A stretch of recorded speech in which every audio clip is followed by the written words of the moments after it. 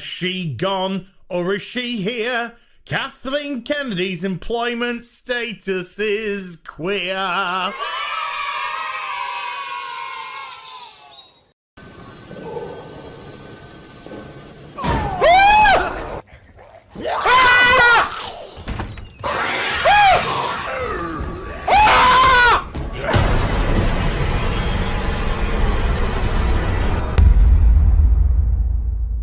For the players.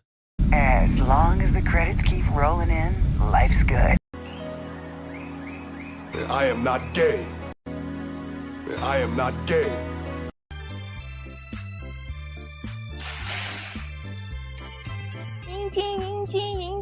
In my factory. Wait a minute.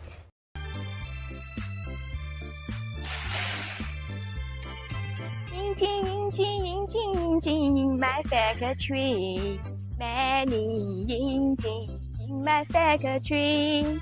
If you need a many you can tell me. I want to take a lot of engine. What are you doing? Adjusting your breasts. You fainted and they shifted all out of whack. There. Thank you. You're welcome. It's really ready to go.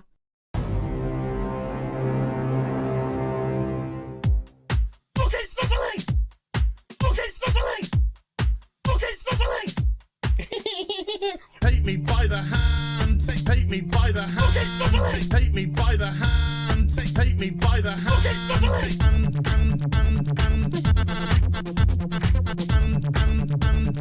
He, him, they, them. He, him, they, them. Some people just call me Fluffy. Me by the hand.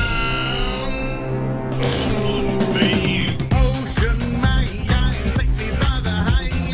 Ocean man. What the fuck is he wearing? It's not Halloween. Ocean man, take me by the hand. Ocean man. Look, it's sizzling. Ocean man, take me by the hand. Ocean man. My God, I'm bending the cat. Ocean man, take me by the hand.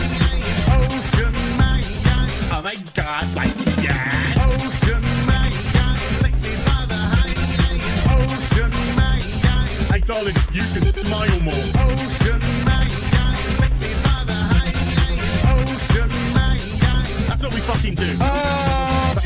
It's fuck off. Dude, me by the hand. Ooh, Mr. Ocean Man. Dude, me by the hand. Ooh, Mr. Ocean Man. Yeah, she is all gangrenous. That's cute, you massive fucking soy cock. He, him, they, them. Superficial bollocks. He, him, they, them. Spider monkey fucker. Some people just call me Fluffy. Holy shit. Yard, yard, yard, yard. It's Captain Gay. Yes, of course it's Captain Gay. Yard, yard, yard, yard, yard, yard, yard. It's really ready to go. You're some Hollywood horse bitch. Ocean man, take me by the hand. Ocean man. Kitty fuck. Ocean man, take me by the hand. Ocean man. Look, it's sizzling. Ocean man, take me by the hand. Ocean man. I'm gonna make one of your main balls. Ocean man.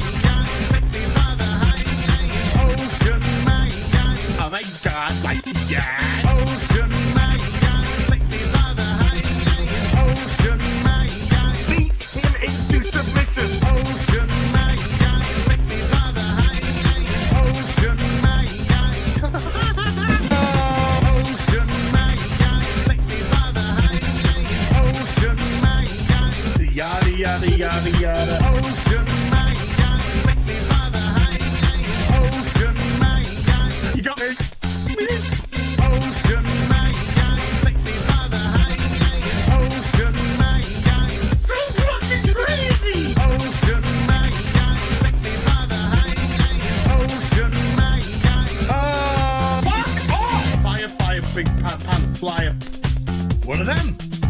So that went well. Let's move on. Choose like it's oh look, what a coincidence! God damn, I hate this thing. I can't say the word tampon. There is nothing I love more. Taking my headphones off, fuck that. Bethesda, there is nothing I love more than to fire up a brand new RPG, lose myself. Sorry, did you want to get immersed in our world? Yeah, well, guess what? Fucking pronouns! I love nothing more than to be dragged out at every fucking conceivable opportunity so you can fucking current day us. Current fucking day! Fuck off! We can't see past our own fucking reflection. That's the level of our narcissism here at Bethesda. Twat waffle! That's all you fucking are! Twat waffle! Fuck off! Fucking gender ambiguity! Fucking current day Californian shit! Cause that's all we fucking know! Cause we're boring! We're so fucking boring! You're boring! You're fucking dull! You have nothing to say! Fuck your immersion! Guess what? Fucking pronouns! You take everything we love and you just can't help! Shovel! You are dog shit! Fucking crap! Ideology into everything! Every single surgery fucking thing!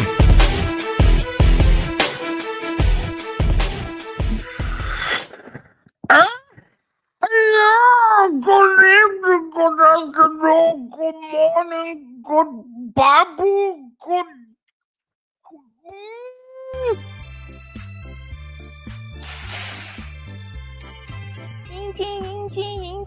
In my factory.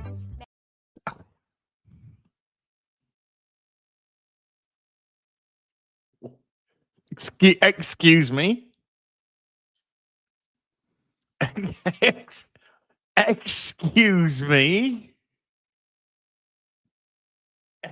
Wait, what? Wait, excuse me?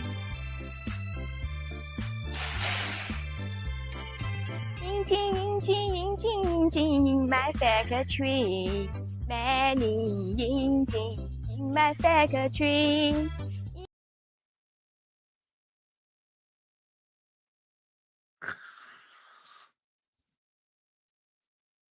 Can we get a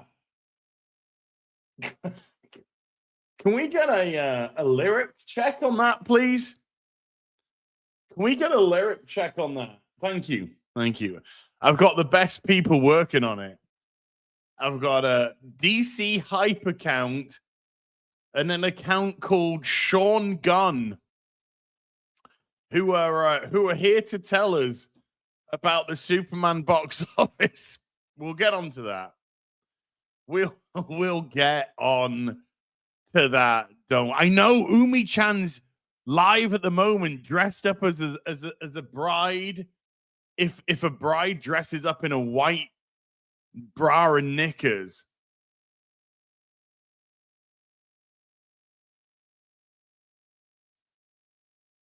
No, I'm no stream sniper or anything, you know, but I mean,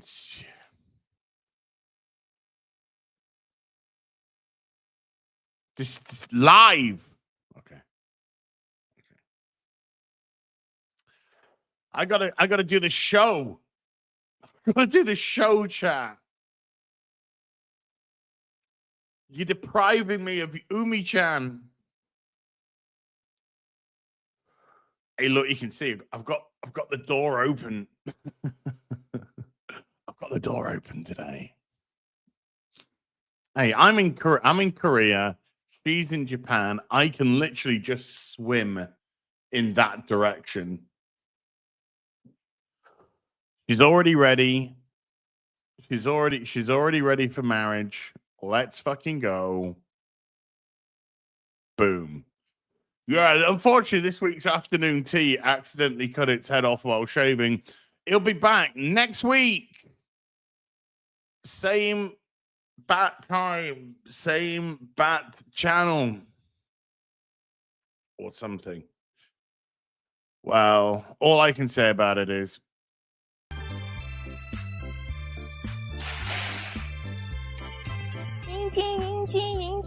in my factory.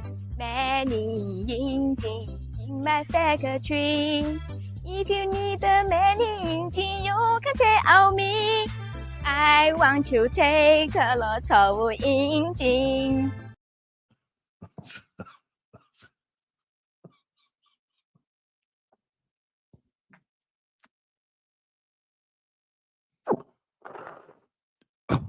okay. Okay. No, I'm sure that that lady's not Umi-chan. Umi-chan is all real. I'm sure that this lady's chestular implants are absolutely legit. Absolutely legit. So we got some Superman box office to discuss today because holy gaslighting Batman. It's so weird as well because Superman's actually had a very good week domestically. It's had a really good hold domestically. And it really did need that because Fantastic Four is coming up this week, of course. So it needs to make as much money as possible because if the Fantastic Four is better than Superman, if it's a good film, then it can take a whole chunk of that audience away. So, hey Josh, how you doing, buddy? I see you in the chat, everyone. I see you, Planet Willow. Will, how you doing? Noons, how you doing? Scrubson around. Blair Anderson, X-Ray Girl is getting desperate. It seems. Well, I mean, you know, hey, everybody's got to make a crust. Everybody's got to make a crust now. Come on. Come Ed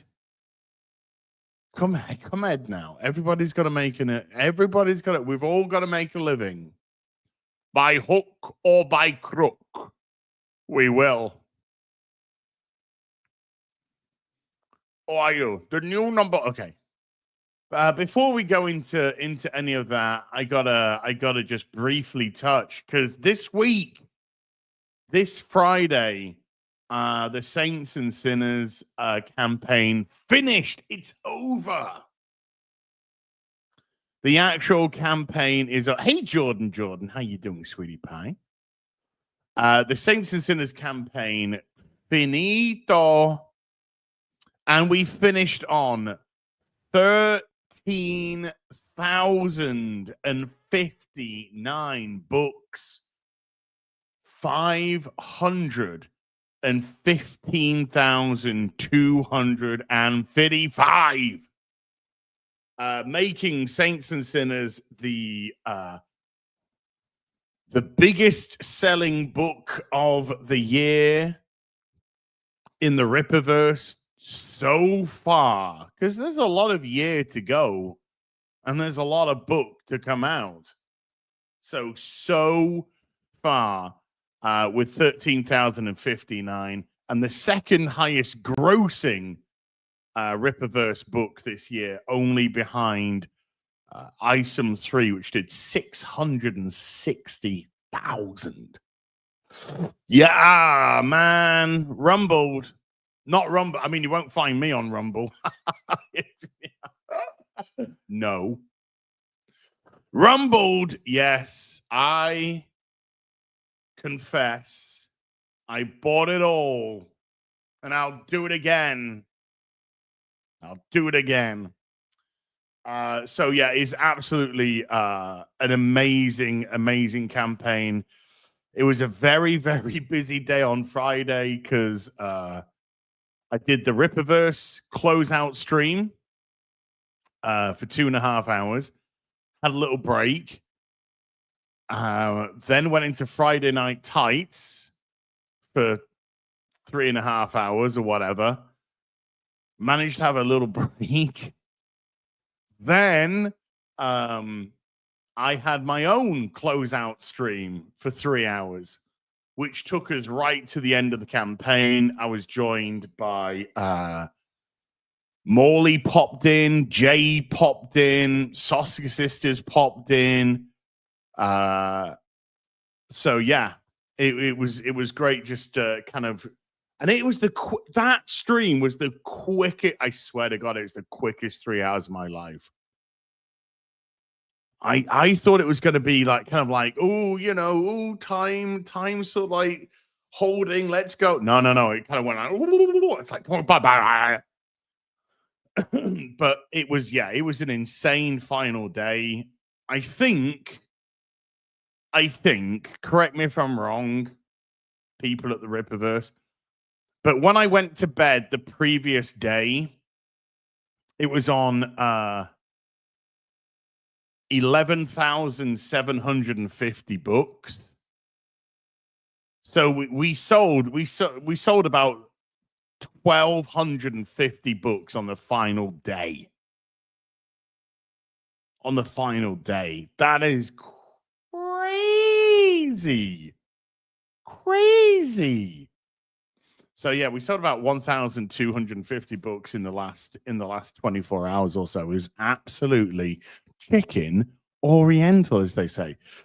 So huge thank you to absolutely everybody who purchased a book or more. I know a lot of you got the I Want It Alls and everything that you could, and also the people who got the Rippazine number 4, because the Rippazine number 4 also has our interviews, the Saints and Sinners, in it as well. So yeah, huge just thank you to everybody who supported this campaign. I think this is ready to go to the printers imminently. I think it's ready to go to the printers imminently. Because this has no CGCs, when it comes back from the printers, then it's gonna get fulfilled. So there should be some pretty good movement on this. Very excited. Very excited. Didn't think we are gonna make 13K books or 5. I wasn't being a downer because I thought the campaign was doing excellent. But to even get to the numbers that the Horseman was on, the Horseman did just over 12,500 books, and I thought maybe we'll get past ISOM 3, maybe. And then, if we could get past ISOM 3, there's a possibility, small, but there's a possibility to maybe challenge the Horseman. But I couldn't believe on that final stream how you guys just went, as we got this. It's like fucking crazy. Absolutely crazy. So yeah, and then to hit the 500,000 mark. Do I see myself in this book? Well, yeah, because I wrote a story. So yeah, I see 15 pages of myself in this book. Because actually a little bit more, because there's a blurb that I've written before the story that we all get before the story. So do I see myself in the book? Yeah, because I wrote a story for it. So yeah, I kind of do. So yeah, that was. I thought it would. I didn't think of it as a downer, but I thought if we got anywhere close to that, it would be. I didn't even think we're going to hit 400K. Never mind 500K. And I'm talking when we're in the campaign. I'm like, oh man. If we get over 300, this is going to be amazing. This is going to be fantastic. Because there's been how many books now at the Rippaverse this year? It's like 14, there or thereabouts. 14 books. And the established ones did like 350, 370,000. So you're just like, oh man, to even have that 3 in front, it's like, yay. So to do what we did was just absolutely insane. So I won't harp on about it anymore. I just wanted to give a thank you, an absolutely a huge thank you to everybody that came out support. I can't wait for you to get the books. And my next excitement is to do the spoiler stream. That's what I'm looking forward to next. The spoiler stream. Once you guys and gals have got all your books and read them, we're going to do a spoiler stream. Go through those stories with you. And also, just so it's down for everybody to know, once the campaign has been fulfilled, I did set the personal goal that if we hit 12,900 books, because I actually didn't think we were going to do that. I actually didn't think we were going to do that at all.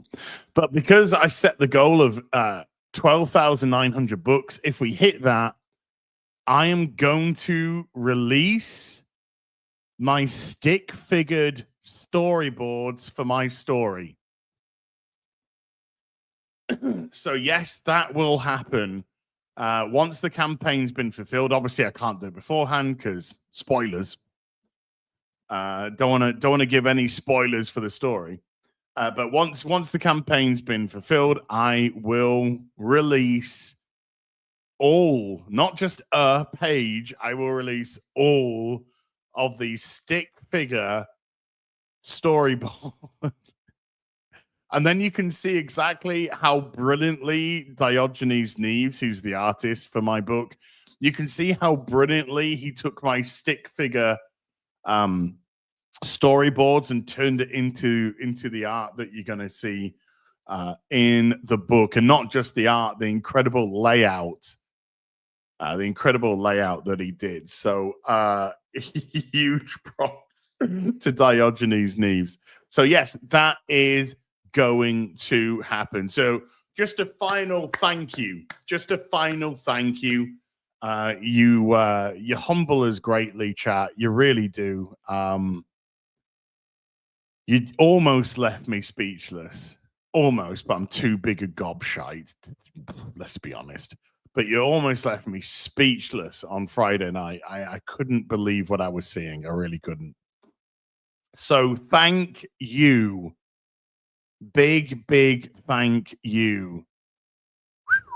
Mauler did that whole fucking PowerPoint presentation with video and audio and all this crazy stuff. And I just went, here's some here. I want the stick figure here and stick figure here. And I want them.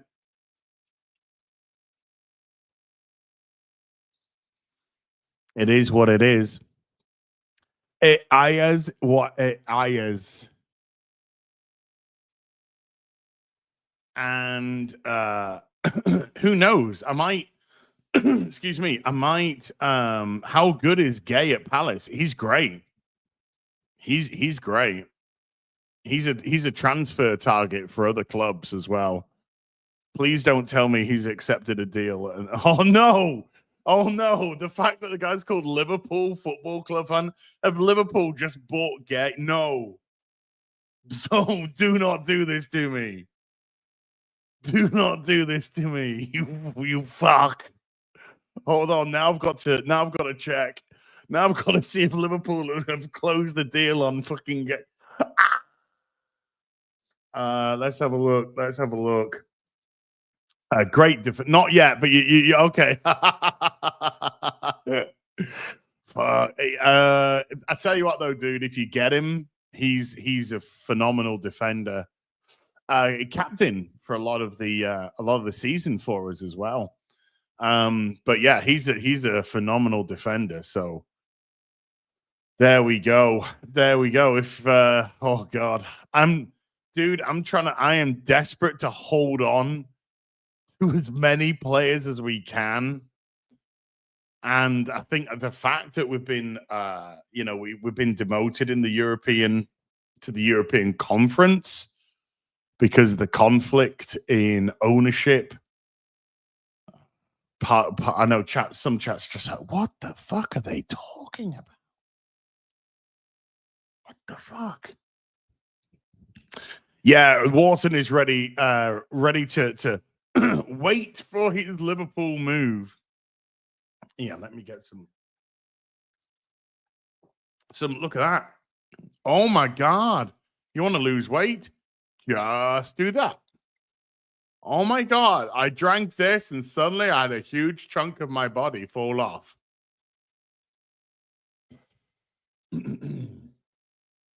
Yeah. I need to take a Viagra. Hold on. I think we will keep. Sorry, chat. We're just gonna have a quick football discussion here because my boys have been starved of some football discussion. I got a feeling we're gonna hold on to Eze because to trigger his transfer, there's got to be a minimum hit, which is we don't know exactly what it is, but apparently it's massive.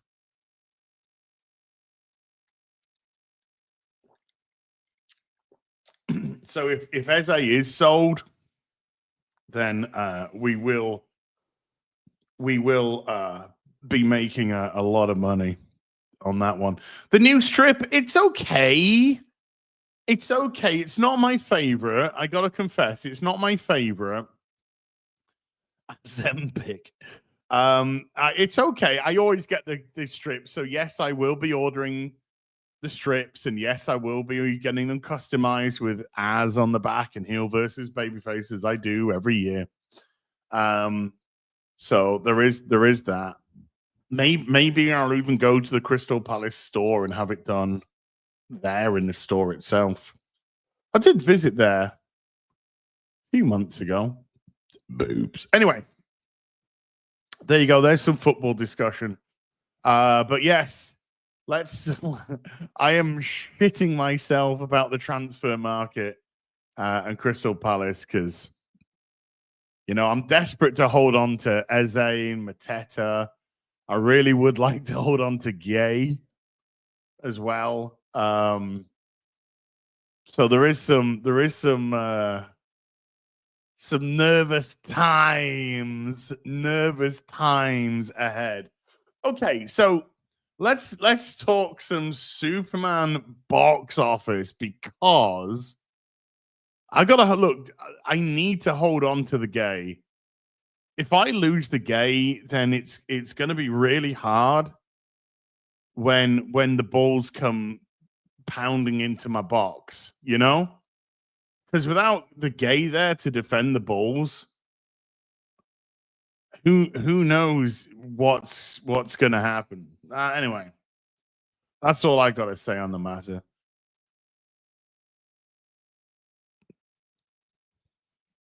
Maybe though.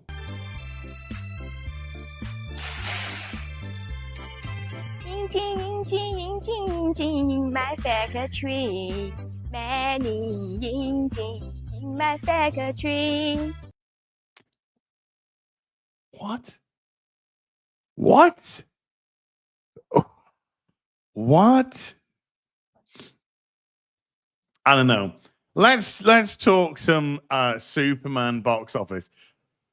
And this is so bizarre because, as I said, Superman's actually had a good domestic. It's actually had a good domestic weekend. Week. It's had a good hold. There's no denying that at all. And so the kind of dishonesty going around this film is insane. There is so much cope, and as you know, there's been a lot of people. There's been a lot of disagreement on whether people, you know, some people like it, some people don't. It's just caused a complete shitstorm online. Some people have just lost their fucking tiny little minds over it. But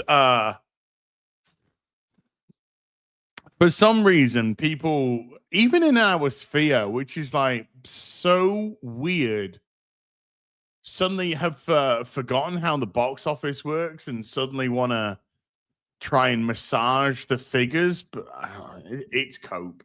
It's cope. Anywho, one of the reporting sites this week made a mistake. They made a mistake on the reporting, and they had actually updated the international figures. Now, the international box office for the first weekend was 95 million. Okay. And then on, I think it was Wednesday, it might have been Tuesday. It's either Tuesday or Wednesday. For some reason, they decided to have a data entry error,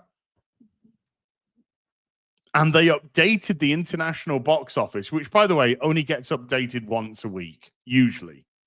99.9% of the time, the international box office gets updated when the figures come in for the domestic weekend.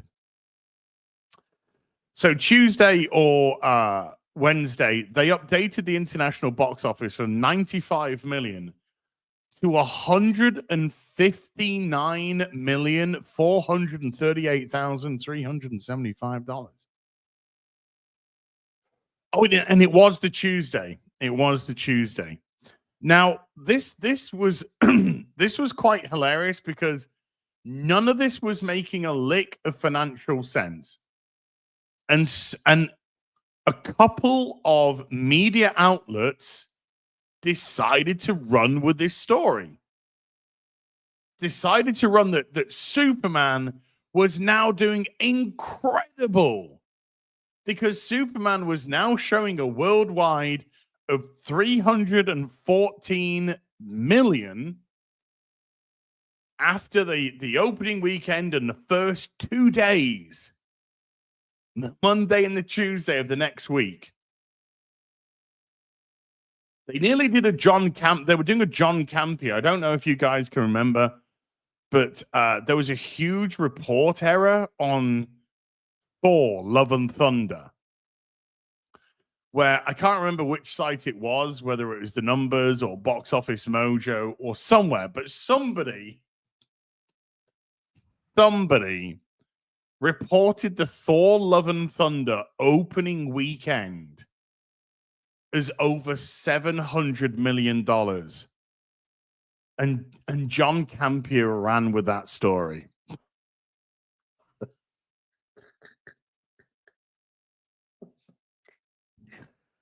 $700 and something million. What that would mean it would be the greatest opening of any movie of all time. And John Campia, pop culture journalist extraordinaire, ran with that, which was pretty hilarious. Anywho, so this is how weird it would have been. Let me just give you an example of how weird it would be. I'm going to take the United Kingdom. Going to take the United Kingdom as an example here because if you look at the numbers back end, well, their international reporting, it actually hasn't changed at all because it's a guesstimate of the week and the weekend. Anyway, so they were reporting that on the Friday, Saturday, and Sunday, the United Kingdom had taken 9.5, I'm just going to round it up, $9.5 million. Okay? So that's an average of just for argument's sake, 3.175 million a day on average, right? And this is the opening weekend. So you do the most money that you're ever going to make. And, you know, it's exceedingly, I've never known a case that hasn't, but you do your biggest money in your opening weekend. So the UK was averaging 3.175 million per day, the Friday, the Saturday, and the Sunday, to come to a $9.5 million opening weekend. On the Tuesday, the numbers reported that United Kingdom had now taken $21.6 million at the box office. Meaning that on the Monday and Tuesday, the UK had taken an additional $12 million, an average of $6 million a day, twice as much as the opening weekend, Friday, Saturday, Sunday averaged.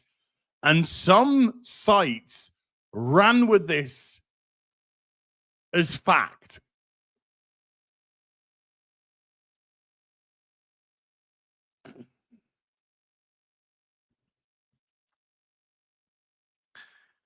It reported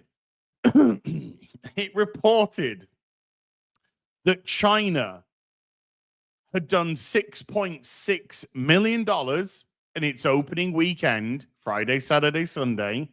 So an average of 2.2 million. It then reported that after the Tuesday, so the Monday, Tuesday, China had gone from 6.6 million to $34.5 million.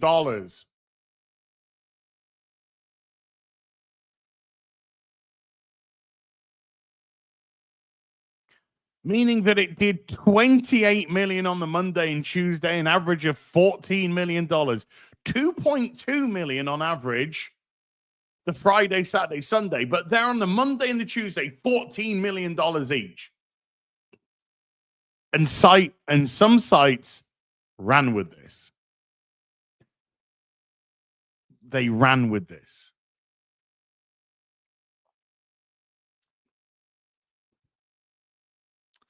About a day later, the numbers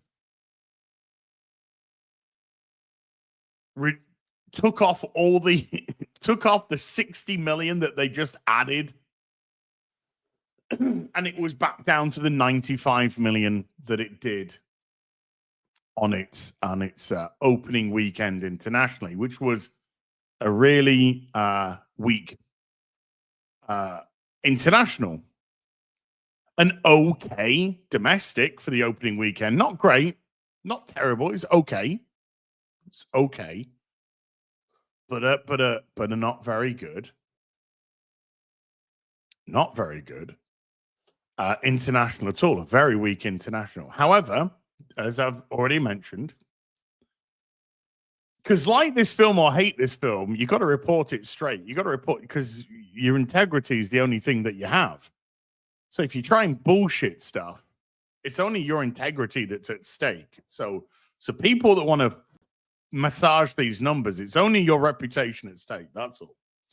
So during the week, as I've already mentioned, it actually did well. It had a really good hold. Superman did have a really good hold during the course of the week, and it's had a fine second Friday, and it looks like the box office, from what I've seen of the Friday, it looks like that this weekend might be a drop-off, possibly of less than 50%. So it might only have like a 47% drop-off. Maybe. So it looks like it's actually going to have a good hold, which is exactly what it needed, because it didn't have a great opening. So I'm just going to show you the domestic and how the domestic sits at the moment. So again, the 22.5 million is the Thursday preview and also the Tuesday preview combined. The Tuesday was only a select number, and it brought in about 2 million. So, by the by. So the 56 million on the Friday is the Friday taking plus the preview day. So that's why the total gross remains the same on the Friday and doesn't add this in, because that's already been added into that number. Okay. I know you guys know this, but I have to say this for the retards and the people who just don't know. And by the way, if you just don't know and you think I've just called you a retard, no. I'm talking, when I say the retards, I'm talking about the people who purposely try to misreport stuff. If you don't know, you don't know. An answer is always easy. A question is always easy when you know the answer and all that. So the 125 million was right on the, pretty much on the low end of the prediction, which is verified right here. Right here. There you see, this is the prediction bracket. And there on the release, bang, it's absolutely slap bang on the bottom end of the prediction bracket. Now it's in the middle. So it's, if it was to stay on the bottom end of the prediction, where you can see here, it would have continued to go there. But it hasn't, because it's had a very good hold this week.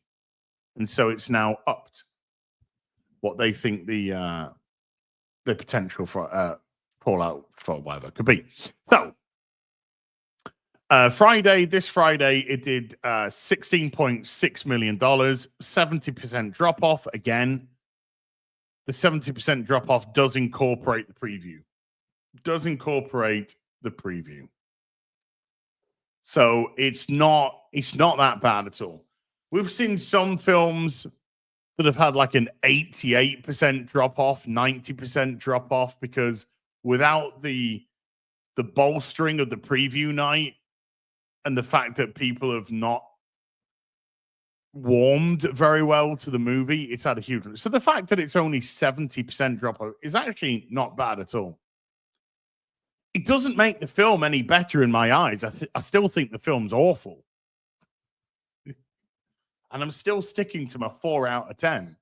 But I've got to report things. I've got to report things straight down the line. And it's had a really good hold. 12.9 million on the Monday, 17.1 on the Tuesday. And that's good Tuesday. Tuesdays tend to be the highest grossing box office of the week, and the week being Monday to Thursday. The Wednesdays tend to be around about the Monday, and the Thursdays tend to be the lowest day of the week. And so it's absolutely gone to that formula. So it's had a very good week. In actual fact, they've added some theaters for the second weekend because it's doing good. It's doing fine. So it's domestically at the moment, and yes, during the course of this stream, fingers crossed we'll get the Saturday and Sunday prediction as well. So it's at 194 million domestically right now. Okay. Let's just scroll up. Now, the numbers have decided to report the international already. It's good for theatre. Yeah, Laszlo, regardless of whether or not you like the film or don't like the film, if cinemas can take some sort of W out of this, let them take a W out of this. Cinemas are begging for money, for goodness sake. So they're already reporting the international. And because the international's been reported early, not sure whether or not this is their second weekend or this is going to be added to. So I can't even play with this number yet until it's been until it's been fully reported. Is this actually their prediction, for the week? Is this their weekly figures reporting in? If so, what would that mean? That would mean internationally it did 47.8 million. 47.8 million. The first weekend was 95 million. So that would mean it was about a 50% drop off internationally.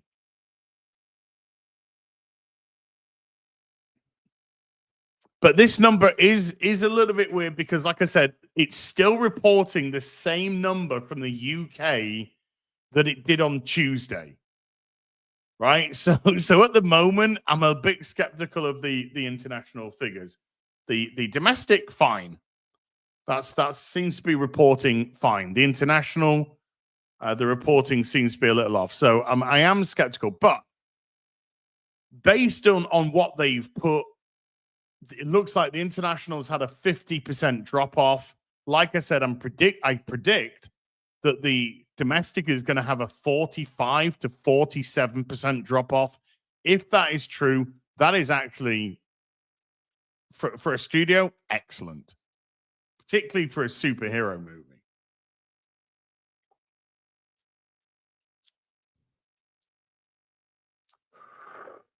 So 337 million worldwide at the moment. Okay. This has got to be added to as well, because the Saturday and the Sunday have got to be added to this. And like I said, I don't know if this international is going to change or whether or not this is their full report on the weekend. Okay. But this is definitely going to go up by 2 days. And if we were to kind of guess, it would mean, let's say, probably a 20 million Saturday and a 15 odd million, 16 odd million Sunday. So add on another 36 million, give or take, would take it to 230 million domestically. So this would go up to approximately 230 million.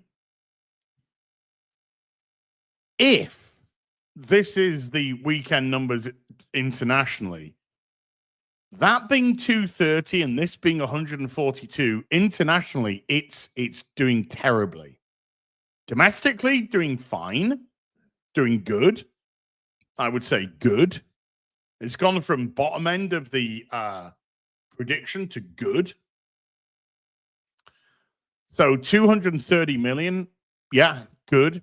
But the 142 internationally, no. So I'm going to be interested to see whether or not this goes up at all, because the international would still be exceedingly poor.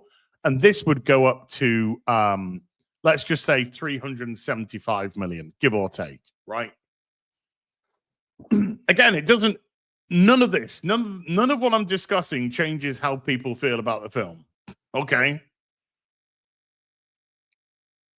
These are just the numbers. These are just the numbers. These are what the box office is doing. That's all it can do. So 375 million, give or take, after the second weekend. Where does this film sit in terms of being a success, not being a success? Well, there would be severe concerns about the international marketplace. Severe concerns. We've got the Fantastic Four coming out this week. That is absolutely going to take some traffic away from this film. Absolutely will. And with a weak international market, and again, this could change. This could change, and it could change to who knows what. So we're really going to keep an eye out on this.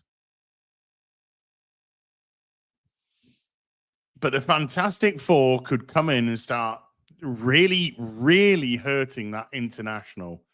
Domestically, it's going to be very interesting, because if the Fantastic Four is not a good movie, if the Fantastic Four is a terrible movie, that's really going to help Superman, because the likelihood is people will probably be more inclined to go back and see Superman than they would any sort of repeat viewing for the Fantastic Four. If the Fantastic Four is a good, fun family movie, believe me, the ifs are in capital letters. Okay. The ifs are in capital letters. If it's a good family-friendly movie, it could have a significant impact on the Superman box office. There's no denying that.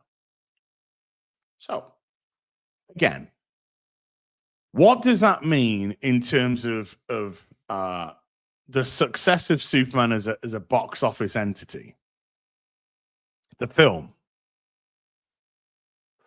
Well, it all depends on the profitability of the film.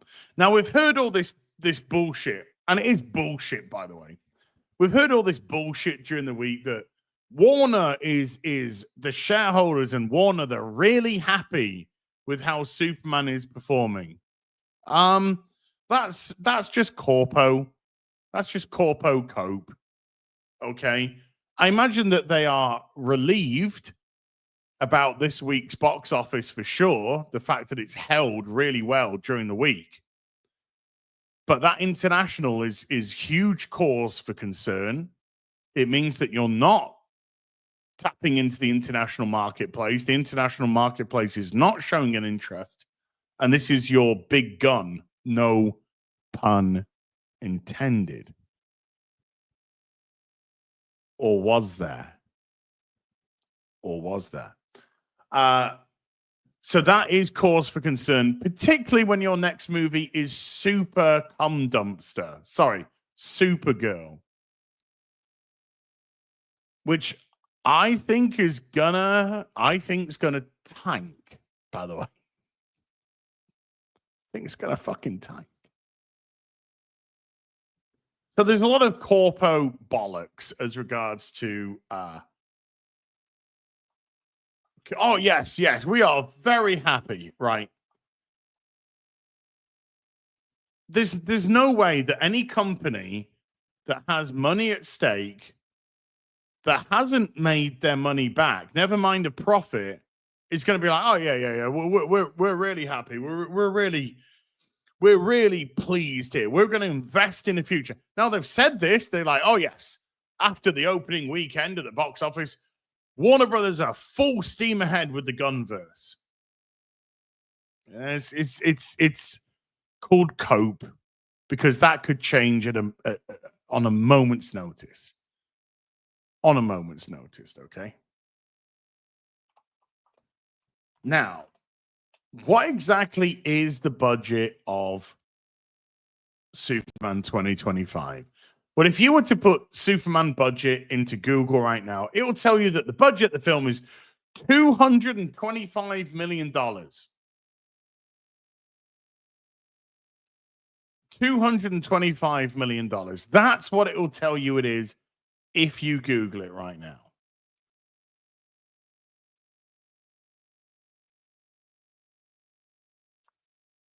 I don't think that's true at all. I don't think that's true in the slightest. Okay. Now, we have had reports of $364 million when filing for tax. And I just want to read this. This is what the rumored $364 million budget for the 2025 Superman movie is incorrect. While some reports suggest this high figure, James Gunn, director of the film, denied the claim, stating that it was complete and utter nonsense. Reports indicate that the actual production budget is closer to 225 million after factoring tax incentives and breaks. Now, do I think the budget is 364 million? Absolutely not. I do think, is it 364 million before tax breaks? Well, that's what they filed. That's what their prediction was on their filings for tax breaks. Okay. So they get about what, $50 million tax break? Or an application for tax benefit. Yeah, but they were the ones who were reporting that it's approximately 364 million. So it's not going to be that high. So the likelihood is the budget is going to be probably high 200s ultimately. So 225 seems a little low. 364, no, not that high.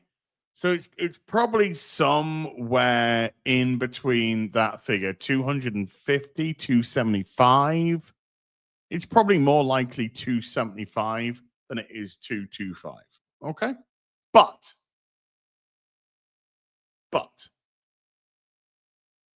we're going to play the game.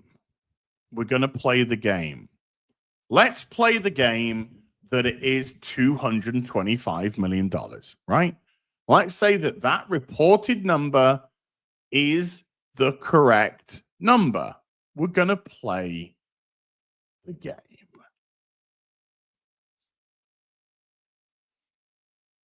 So, just as a rule of thumb, because this is an audience that knows what they're talking about here. If I was to say to you, chat, the budget of the movie is $225, how much does the movie have to make to break even? What would the answer be? What would your answer be? If the budget of the movie is $225 million, what does the movie have to make at the box office to break even? No, I'm not factoring in marketing. There is no marketing being factored in here. Okay, so if you're already jumping ahead with the marketing, take the marketing off. Take the marketing off. How much does it have to make at the box office to break even?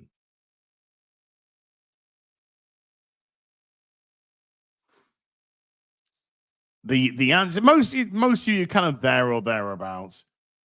Well, okay, let's bring up this one. Okay, I'm glad that you said this. I'm glad that you said this.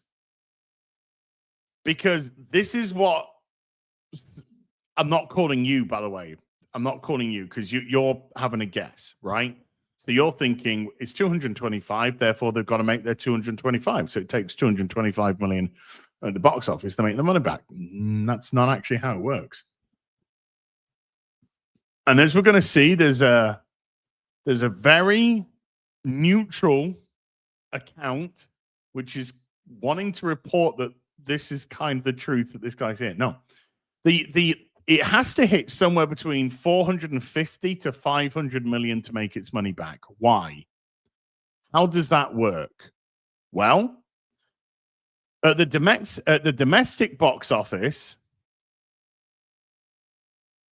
the company gets 50% of the taking. Because if it got 100% of the taking, then how do cinemas exist? So theaters get 50%. Domestically, the company, Warner, get 50%. Okay? So they half the box office. So if everything was in America, you could just say 450 million and that would break even.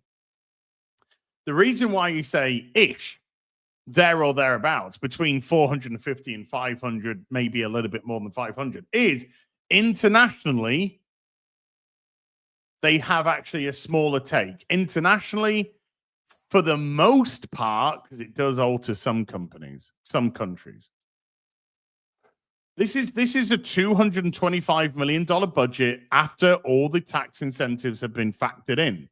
Because as we saw, their prediction, Warner's prediction of the budget was 364 million, but after their tax incentives, tax breaks, blah, blah, blah, they're reporting or saying that it's about 225 million. So the 225 million is taken into consideration any tax breaks that they've got from making the film. But internationally, it tends to alter, and it's around 40% for the most part. Some other countries, it can go down slightly. And for China, it's 25%. So if you're reporting that your movie has a production budget of $225 million, you have to make somewhere in the region of 450 to 500, maybe slightly more, depending on how the international performs, to break even.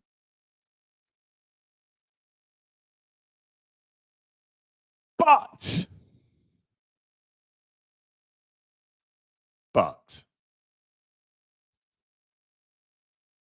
there is also another massive expense which gets added onto that figure. And that, of course, is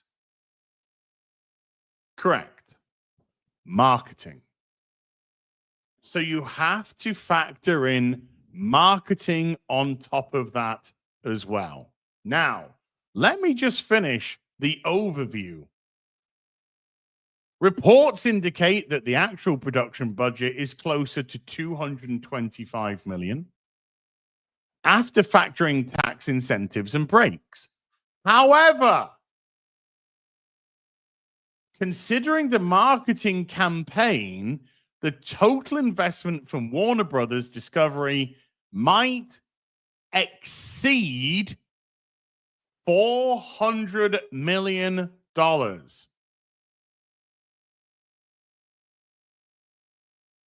Now, based on that,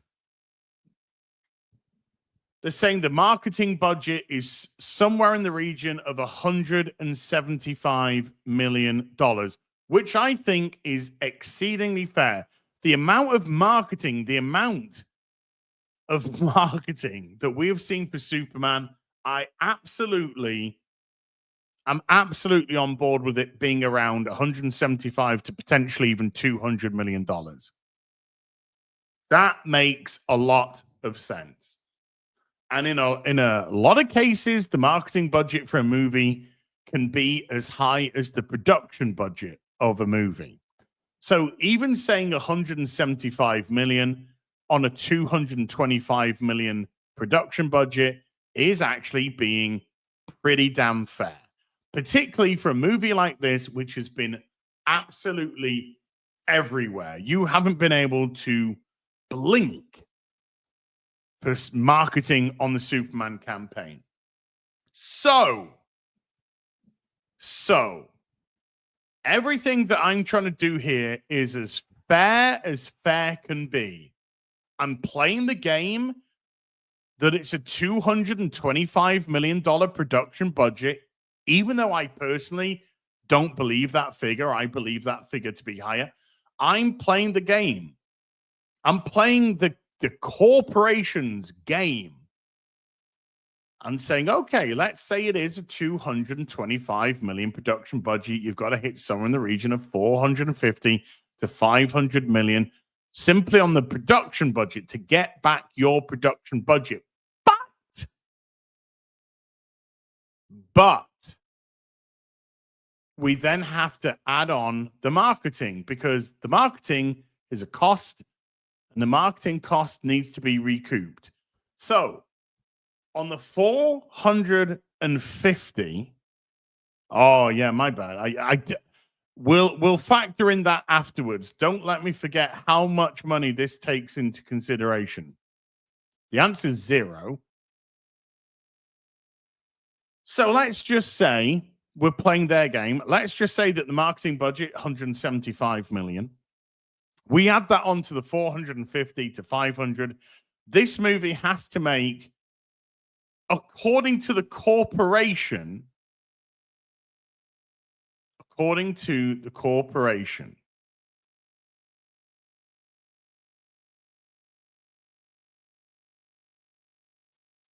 do you want to do some maths, chat? Do you want to do some maths? It's going to have to make about $625 to $675 million to break even. And that is playing their game. That's playing their game.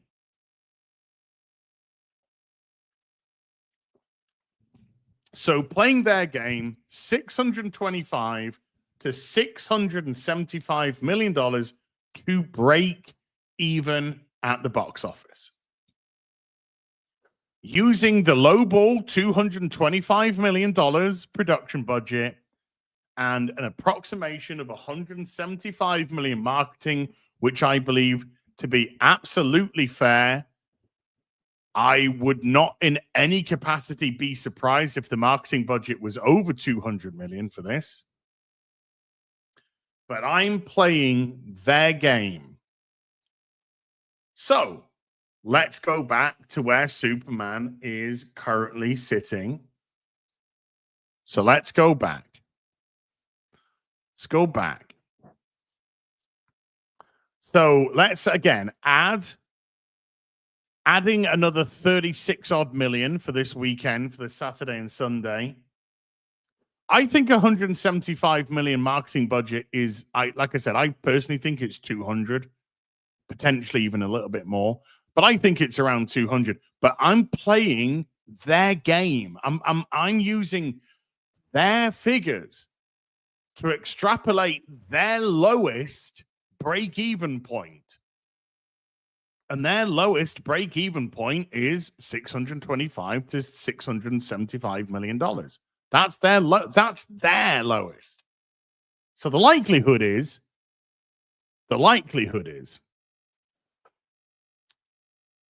well, Matt, you don't double the marketing budget. You don't double the marketing budget. You just have to recoup back the marketing budget. You don't have to double it. Because it's not like a box office expense. It has to be doubled. It's just what you've invested in, which is 175 million. So you just have to get that 175 million back.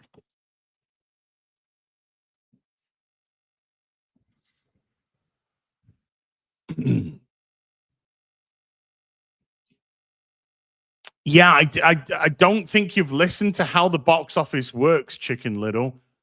225 plus 175 is 400. That is correct.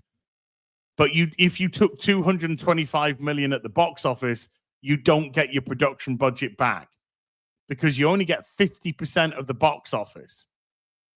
So if the box office takes 225 million, you only get 112.5 million. And this is domestic. Internationally, it's 40%, 30%, 25%. So it all depends on the international. So that has to be doubled.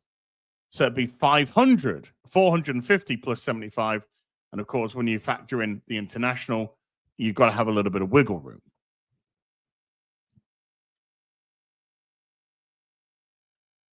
Because that's how the box office works. So at the minute, adding in another 36 million. And like I said, we don't know if the international is going to change. It's going to be about 375. It's going to be about 375 million. So it would still be 250 to 300 million from breaking even at the box office. From breaking even at the box office. What about merchandise? Well, merchandise is a completely different thing because we don't have access to their merchandise. Is merchandise going to bring in money? Of course it is. Of course it is. How much is the merchandise going to bring in? Who knows? Absolutely unknown quantity. But are they going to make money? Of course, they make money every day from merchandise. Warner Brothers, based off their franchises. Now, you could say, if this movie, if the movie merchandise, it shifted comics and action figures and toys that were made around the film, if it made, tens of millions of dollars, then they could be factoring that into the equation and being like, well, look, we might not have made our money back at the cinema, but we sold $100 million worth of toys, and that actually makes it profitable. You could play that game for sure. But exactly how much Superman, that would have to be based around the specific Superman merch for this film.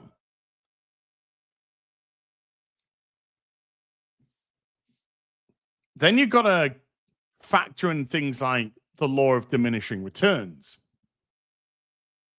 Because if their movie doesn't make a profit, but it's the merchandise which has made this, inverted commas, profitable, this is your first movie in your DCU. So this is the first movie in your 8-10 year plan, whatever the fuck this thing's gonna be. It wouldn't be a very good indicator about where the rest of the universe is going to go in terms of money and how much money it will generate. Is Supergirl going to generate enough merchandise sales to make that film profitable? I mean, they're reporting that the budget for the Supergirl movie is $200 million. So let's just say, if Supergirl has a $200 million production budget and let's say $100 million marketing, then that's got to make $500 million at the box office to break even. So is Supergirl going to hit $500 million at the box office?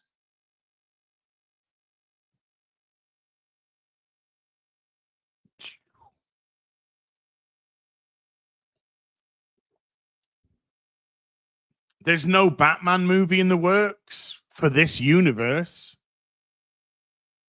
We've been told that it's Supergirl, and then we've got Clayface. Now, I know who Clayface is because I'm a Batman fan. I've been a Batman fan for fucking 40 odd years. There or thereabouts, since I was a kid, since I can remember watching the 66 series as a kid. But I know who Clayface is. I mean, I didn't know who Clayface was until I started reading the comics.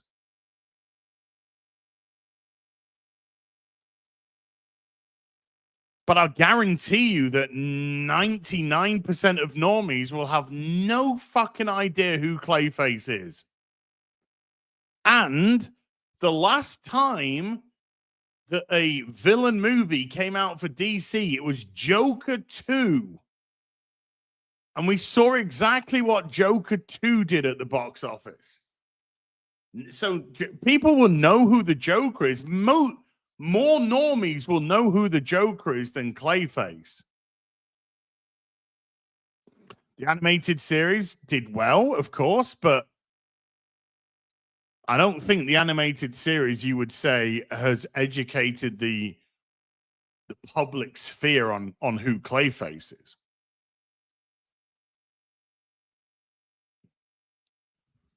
Particularly when the animated series came out, 92, 93?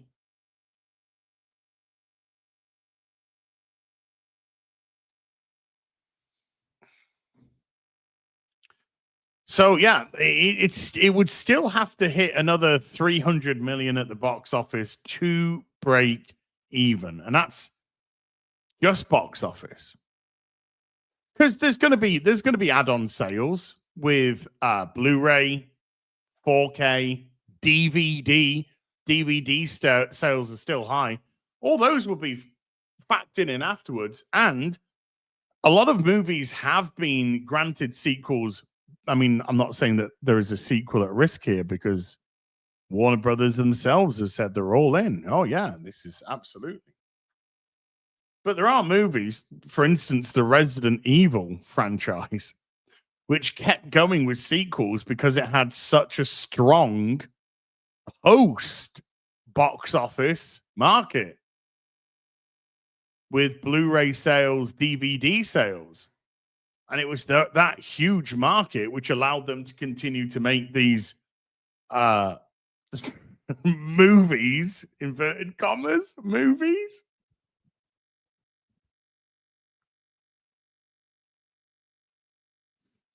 So, yeah, we're looking at this from a specific box office perspective because the box office is going to drive the other stuff.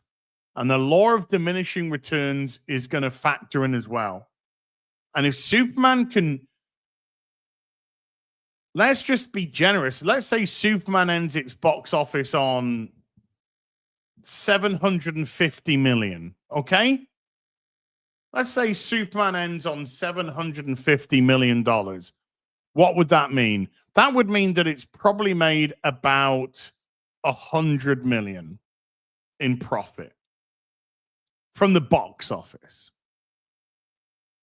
100 million. Is that going to be good enough? Is that going to be good enough for a start of a brand new DCU? It's not. It wouldn't, to me. It wouldn't be a strong start. That wouldn't just objectively. It wouldn't be a good start because, and you could. I mean, you could say, you could argue. I mean, you'd be wrong. But you could say, but as look back to when the MCU started. I mean, you know, some of those films didn't make a lot of money at all. Absolutely. Do you know what? That was 17 odd years ago now, and people are fucking tired. This isn't something brand new now. This isn't like, oh my God.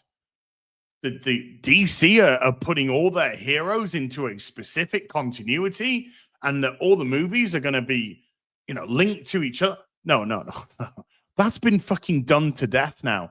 And it's not just been done to death in cinema, it's done to death on TV as TV's moved away from Monster of the Week TV, as it's called, to long form storytelling that every fucking episode is linked in, and essentially it's just one massive movie. The whole long form in itself is getting tiring now. I'd love to get back to I'd love some shows to just be a Monster of the Week type show.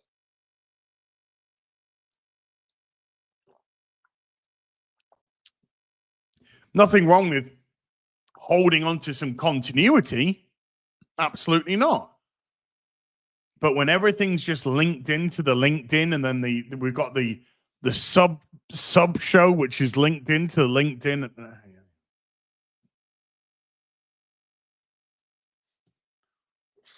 Oh, I just want to watch a bit of Supernatural, you know.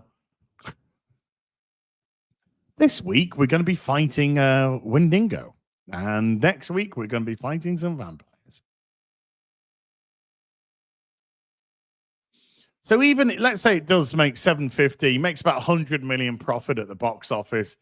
Is that a great start for DC's universe? I would say not. I would say not.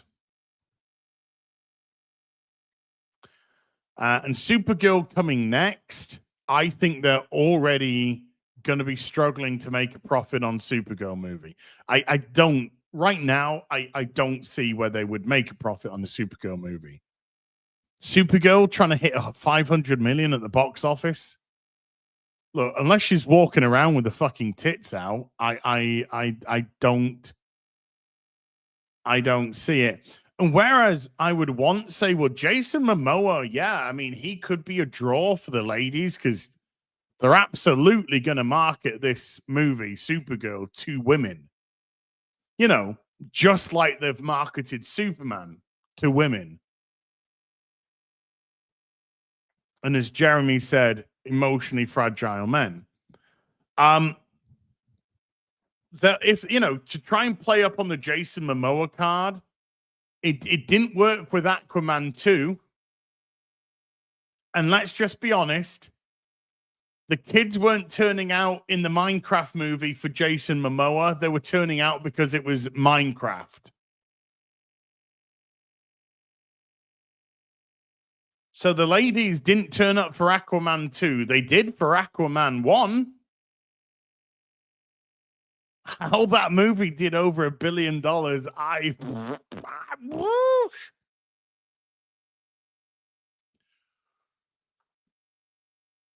So will Jason Momoa be a big enough draw to get women into the theaters to watch Supergirl? I don't know. That little cameo by Supergirl in the movie, yeah, I think that could put people off Supergirl rather than turn people onto her. Oh, look, she's an obnoxious bitch that called Superman a bitch. I mean, because that's what people want to see.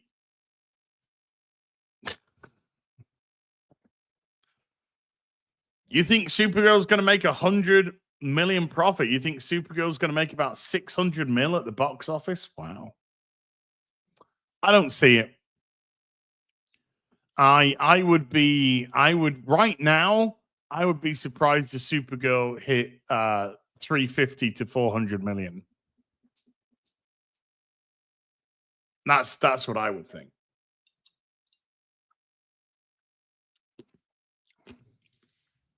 That's when I would guesstimate. But on the 200, I mean that hold on.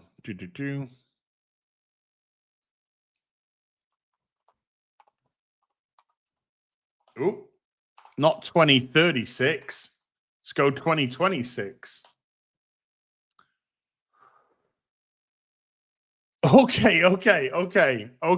Right. Okay. We're going to now play another game.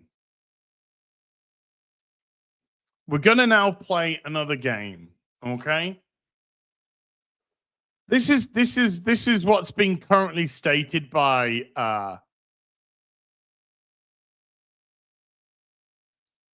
Reddit. Which already, of course, has me laughing, by the way. But I'm just reading it out. The budget for the upcoming Supergirl Woman of Tomorrow movie is estimated to be between 275 million and 325 million, according to a Reddit thread.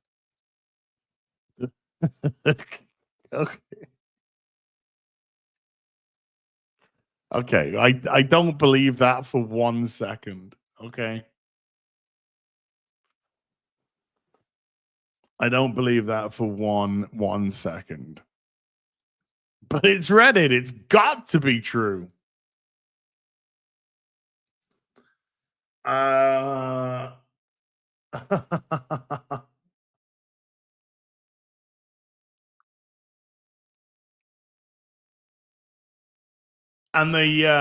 currently they have Supergirl due for release between Toy Story 5 and Shrek 5.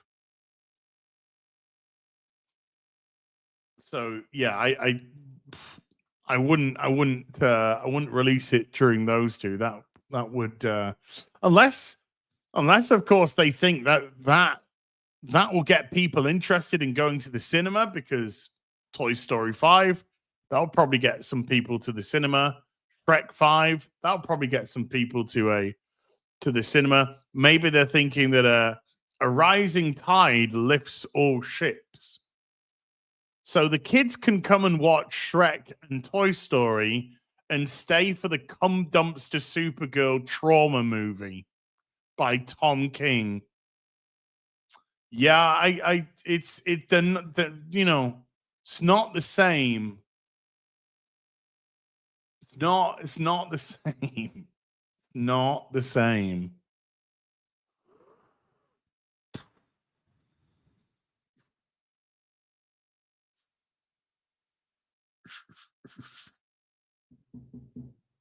Yeah. I think the Supergirl budget is more likely to be around 185, 200 million. I mean, he looked fine in the film, you know, in a little cameo. Just, I mean, I'm talking aesthetically, the costume looked fine. She looked fine. I think she's a good casting for it. But Tom King is fucking shocking. He's a shockingly bad writer. He's just if you know, if you're into just trauma dumping, then maybe Tom King will appeal to you. But that guy's got fucking woman issues coming out of his wazoo, you know. But there is not a lot of superhero momentum at all. No. There isn't a lot of superhero momentum in the slightest. Deadpool Wolverine is a complete anomaly. We said it was going to be an anomaly. We said it wouldn't affect the MCU. going forward. It had absolutely zero knock-on effect to Captain Black African American.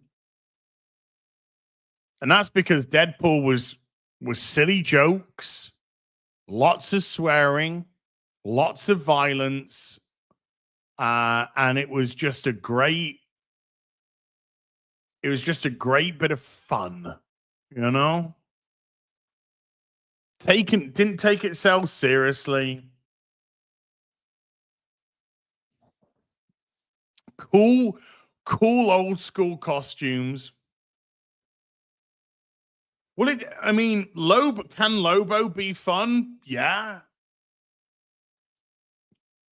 How are DC gonna do their Lobo? Are they gonna do their Lobo like a discount Wolverine? There's so many like ifs and buts. It's in post. So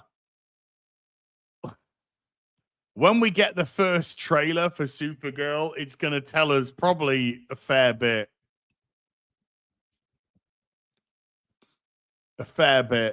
But if I was to put money on it right now, no, it's not the new 52 Lobo, it's the old school Lobo.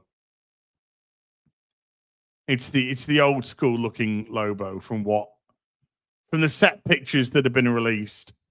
Well, leaked. It's looking like the old school Lobo, not the horrendous new 52 soy disaster. But yeah, it's if I was a betting man and I had to put money right now on whether or not Supergirl was going to make a profit, I'd say no. And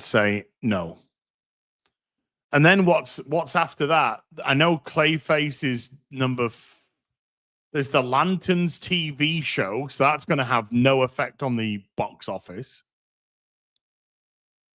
The Clayface movie.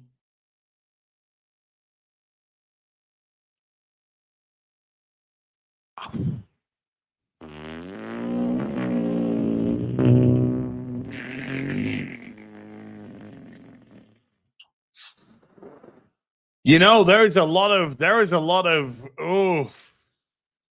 oofs in there. Oofs and oofs.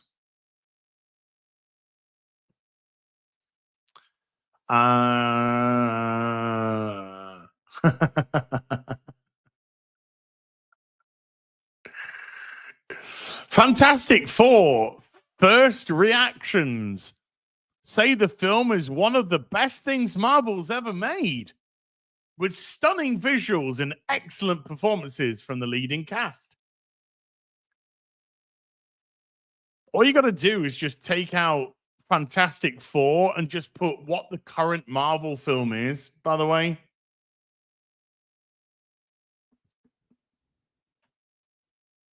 Isn't this what we hear about every single Marvel movie? It's a return to form. It's the best thing Marvel have done in years.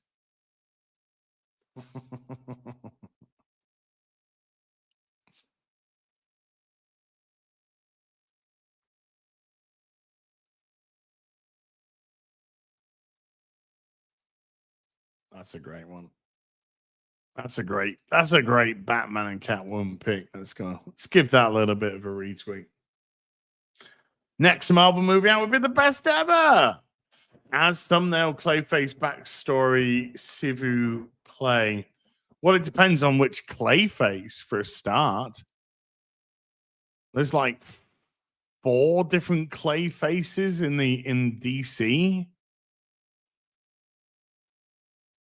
The most known one is he's an actor.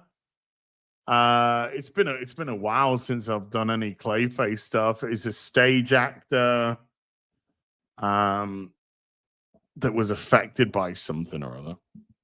and was in an accident or something and had to have some cosmetic surgery.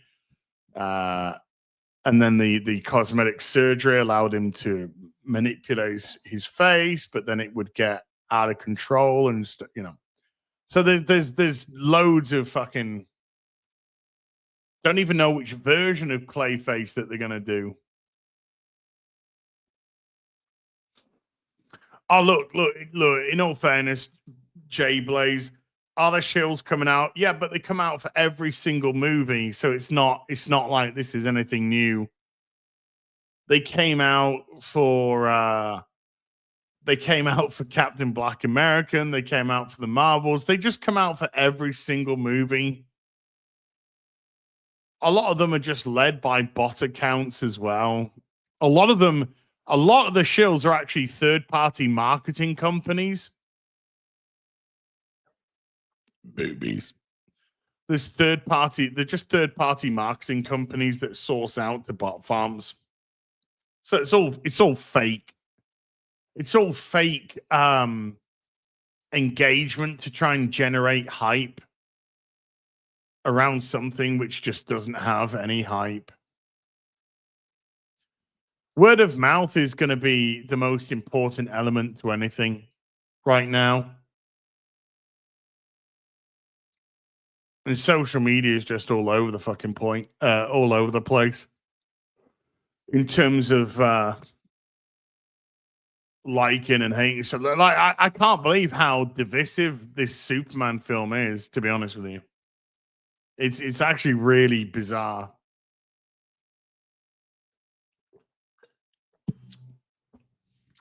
Because I really thought that I was going to be leaving the cinema thinking it was better than I did when I thought I was going to be leaving the cinema thinking, yeah, it's okay, it's all right.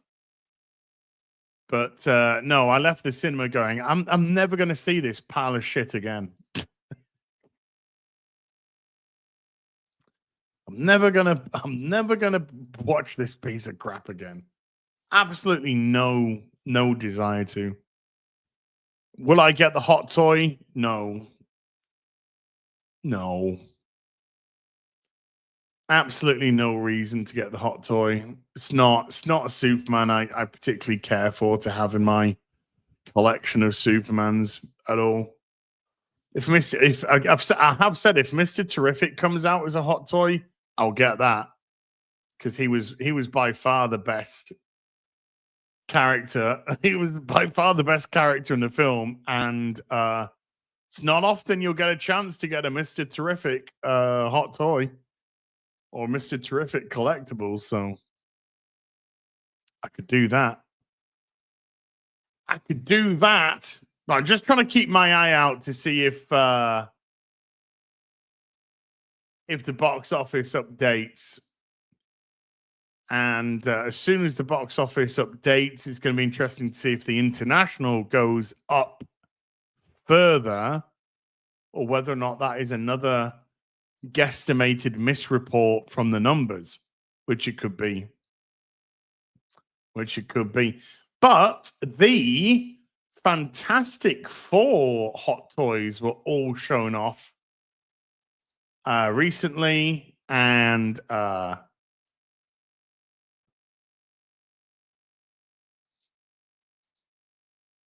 it even had Galactus, which is going to be 70 centimeters tall. So that's about 32 inches, 31 inches tall. It's going to be a big boy.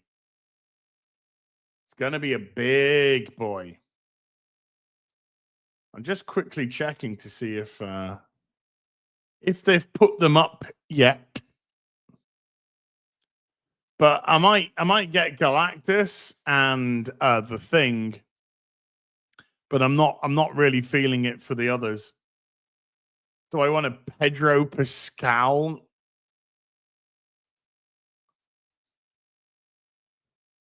Reed Richards? Not really. But that Galactus does look great. It does look great, the Galactus. I do have the HasLabs Galactus. But this one does look great, and it is Ralph. It is Ralph Ineson who's playing Galactus, isn't it? He's a great little actor. He's a great little actor, is Ralph Ineson.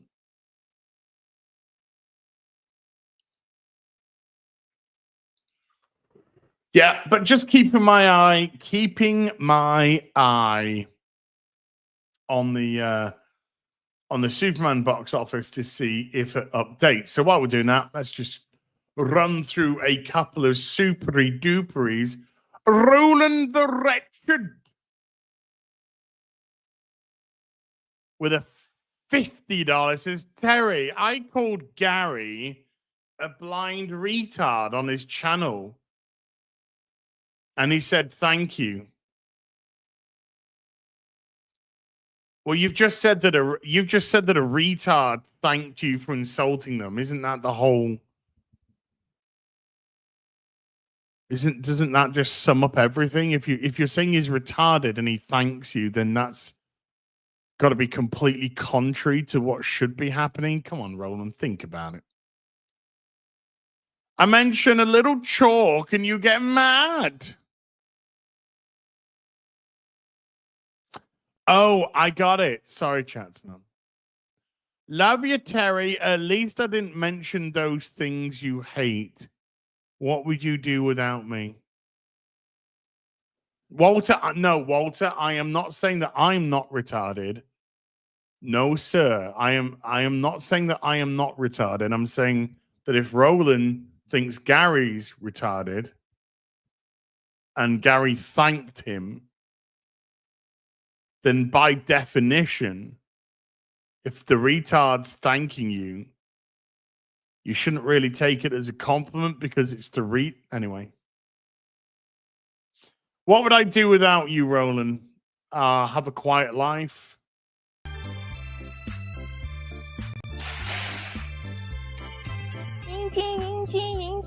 In my factory. Many in my factory.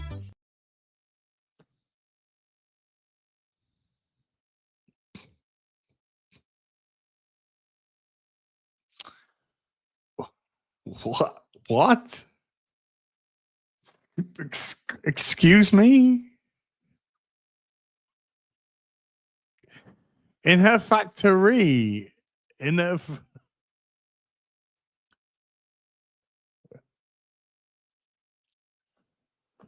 Tall, Dark, and Gruesome has been a member for 62 months. Tall, Dark, and Gruesome. Thank you. Massive number. 62. Calioth with a $2 says, chat, goal for entire stream of engine in her factory. How much to get it on loop?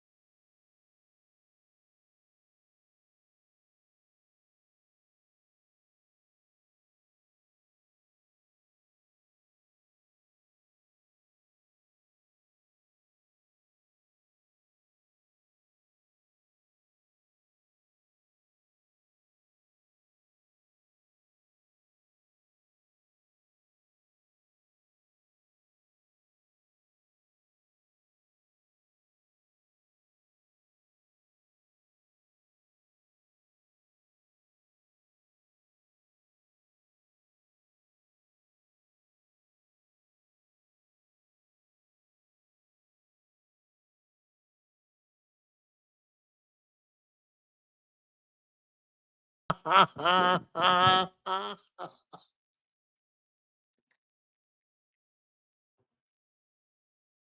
can't. I can't even.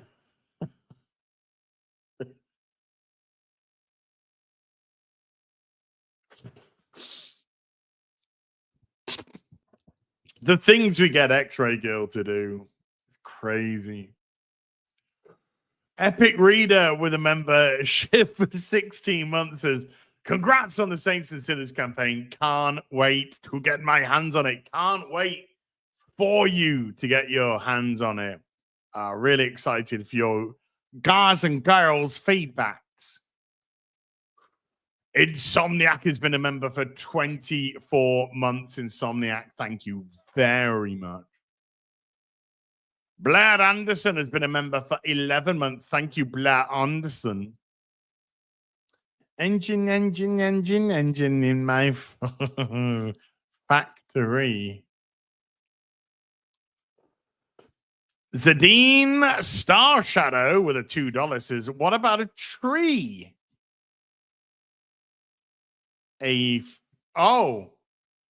Christopher Peak has been a member for 14 months. Says, congratulations on the gayest Rippaverse ever.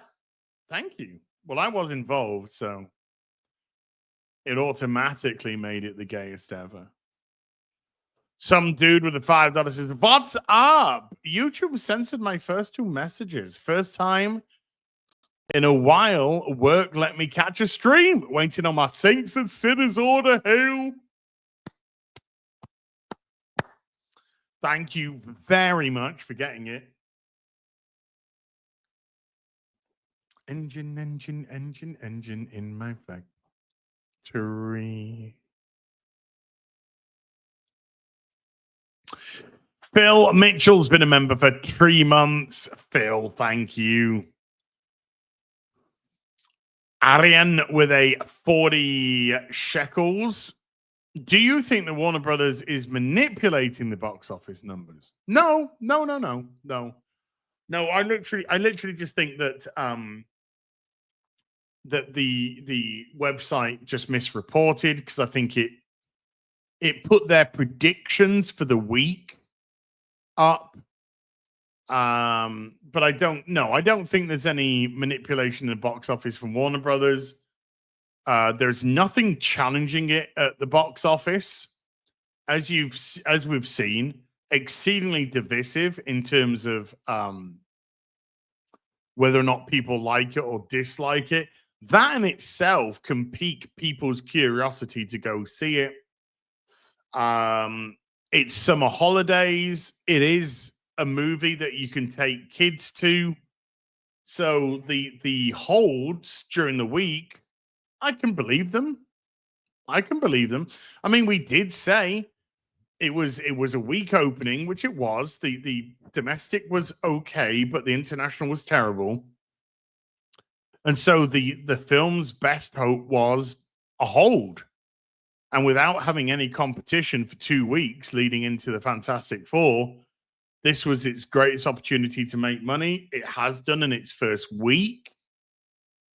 But the international is still really poor. The international's not helping the campaign, really. So ultimately, can it keep that pace? I don't think it can. Not after the Fantastic Four comes out, but it's certainly doing better during the week than I thought. But I don't think there's any manipulation of the box office numbers. No. Virtual Loner with a $20 says you have to double the marketing. The only way to get it back is through the box office. Oh shit. Yeah. No, you are right. No, you are. You are right, because you're not getting a flat money back. I've done this before. See, I am a benevolent guy.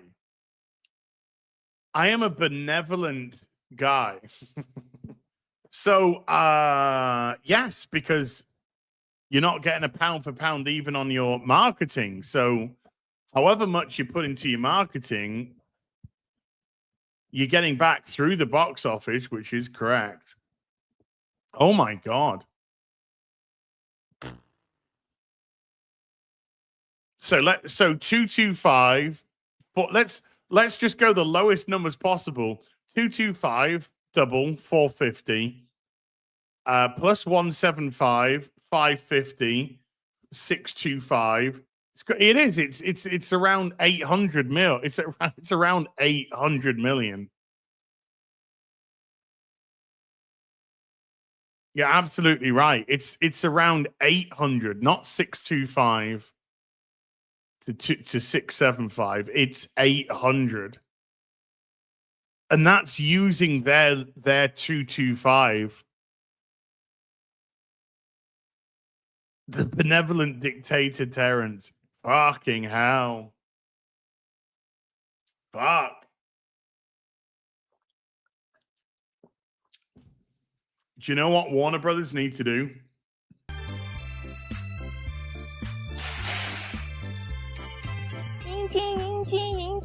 In my factory. Many in my factory. I think they need to go buy themselves some engines.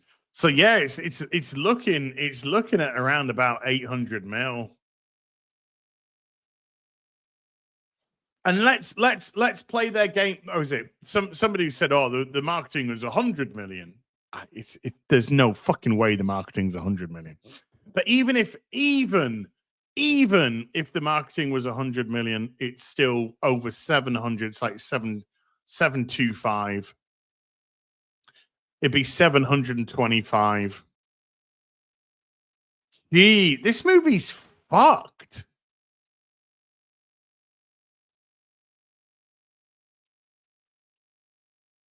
This movie's fucked, man. Of course. Fucking hell.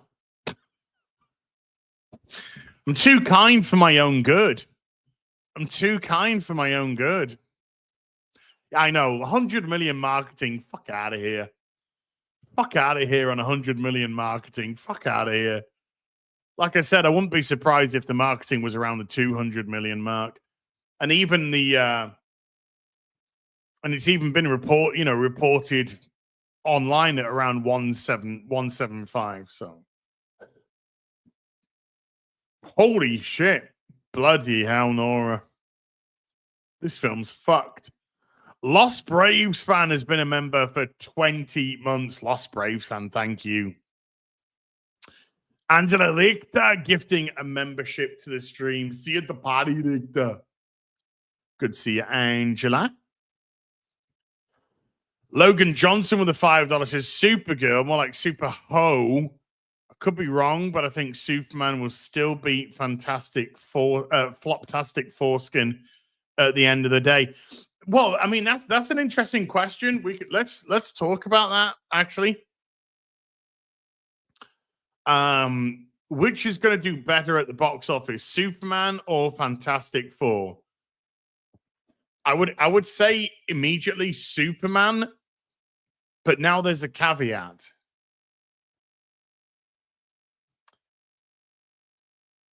Marvel movies on the international box office have done a lot better than Superman is doing at the international box office.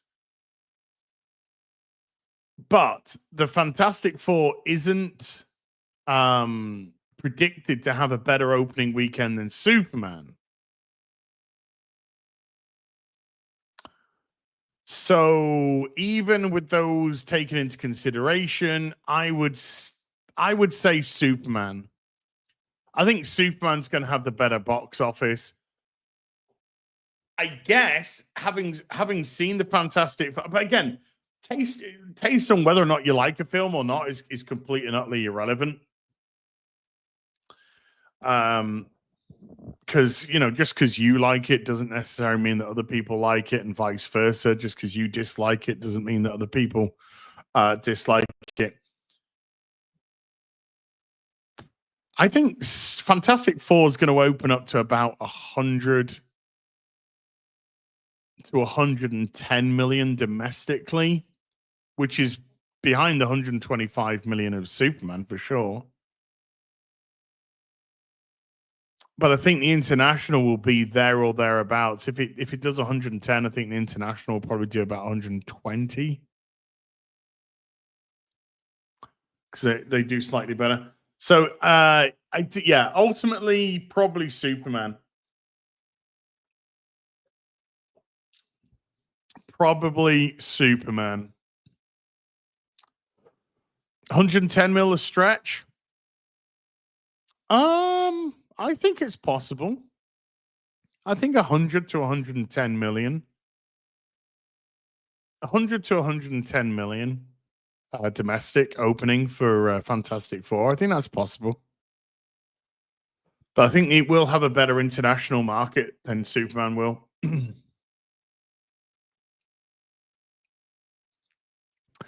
Dark Knight Rider with a $5 says the same people who think studios take home a movie's entire box office do not also don't understand why their rent goes up after a property tax increase.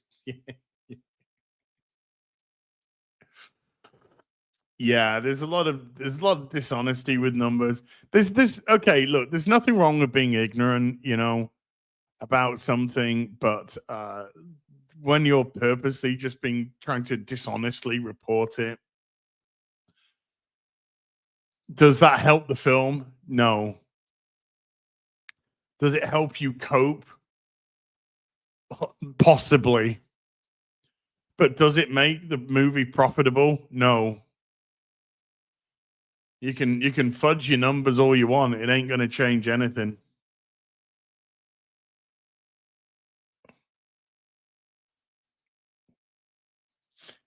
Engine in my factory.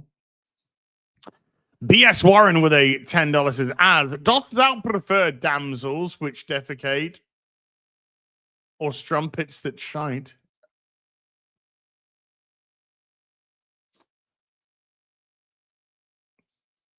BS Warren, I am actually astounded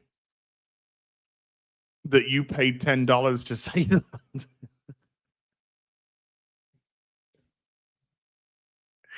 Everybody knows that women do not defecate, nor do they shite. Everybody knows that's not true. Ladies don't poo. Everybody knows that. Worth every dollar. Should have paid more.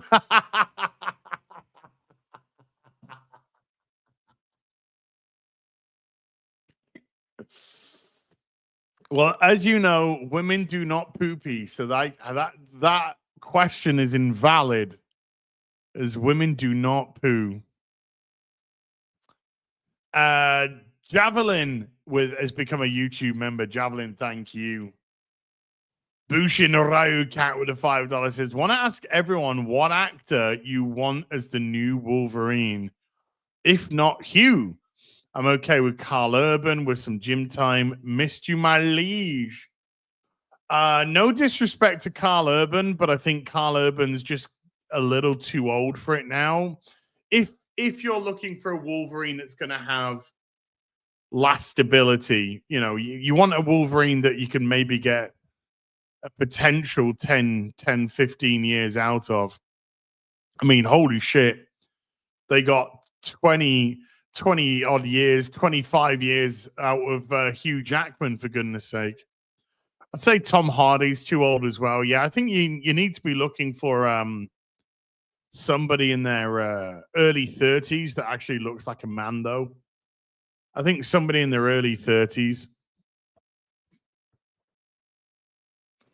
Doesn't have to be a known actor. Just has to be somebody that, encapsulates Logan.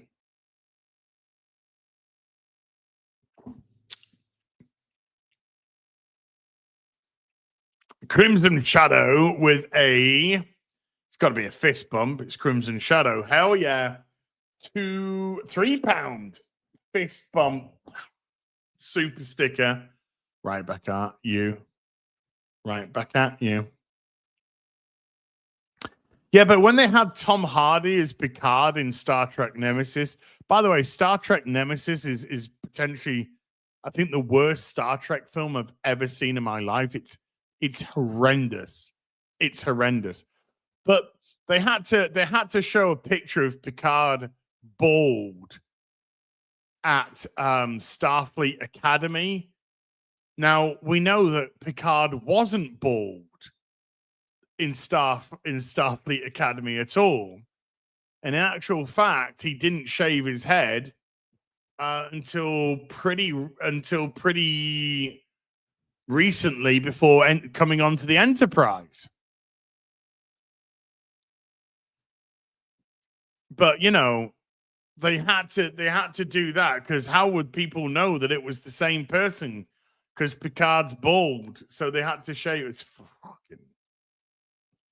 I hate Star Trek Nemesis with a passion. Jaded Fat gifting 10 memberships to the stream. Jaded Fat, thank you. Big Fat Fiddies in the house. Big Fat Fiddies. Love me some Big Fat Fiddies. Love that Joker. Roller coaster with a 33 months as engine. What the fuck is even that? Daddy, chill. There's more, by the way. She does more songs for her engines. Just saying.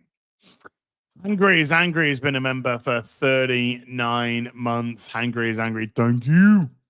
Brass Monkey. Brass Monkey with a $10 Brass Monkey. Thank you. Bill Parlia with a membership for 18 months. Bill, thank you, sir. Boobs. Martin Dixon with a $2. Dan Vask, engine cover when? He's probably already working on it.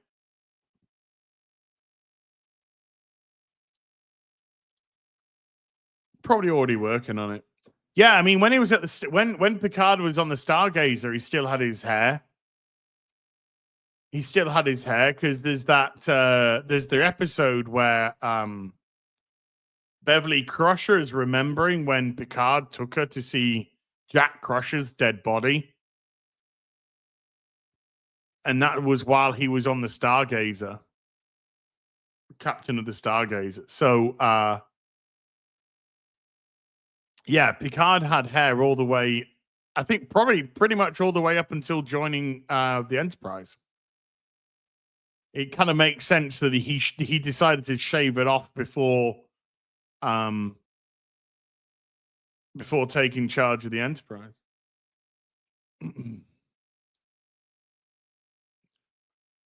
Or it deteriorated to such a degree that he couldn't even. Too much logic for Hollywood. I know, but Hollywood think you're all thick, and so if you don't see a bald Picard in Starfleet when he's younger, then you can't relate to the Picard who's bald and is. Remember as well, Picard, even though Patrick Stewart was 47 when he took the role of Picard, season 1 of Star Trek Next Generation, Patrick Stewart's 47 years old. Picard is actually around 63 when he joins the Enterprise. He's approximately 63 or so. He's in his 60s. Might even be slightly higher. But Picard is actually in his 60s when he joins the Enterprise. Uncle Big with a $5 says, howdy, Az. Still on job hunt, but still very blessed. By the way, been going hard on the 40K lore. Thoughts on 40K shows and movies going forward? Ellie's gay, by the way. Really? Is this true? Is Ellie gay? Yeah. But she's going to be a dad? Oh, apparently she's going to be a dad, though. Okay.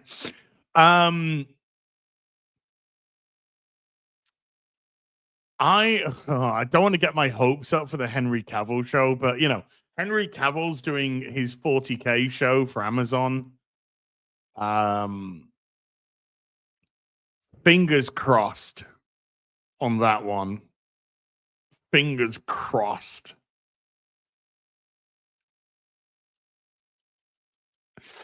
But we'll see. But look, there is. I don't know huge amounts of 4K lore at all, but there is so much of it, and my God, yeah, it would be a rabbit hole just to fall down.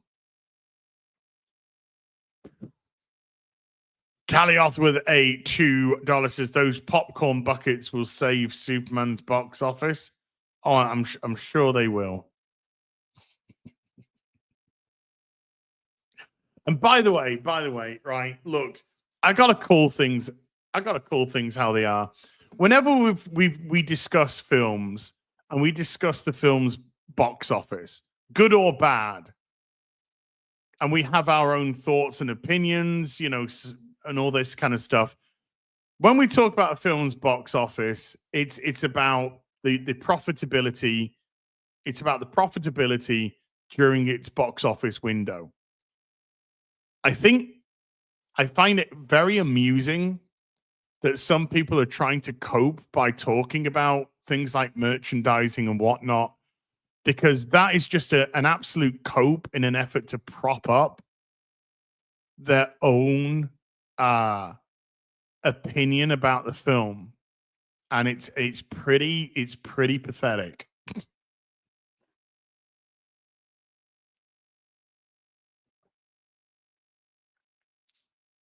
Particularly from people who know how the box office works. And they understand that things like merchandising and whatnot they are separate entities away from box office and whatnot. But we're living in a cope verse in the cope verse right now. Rooster Coburn with a 27 month says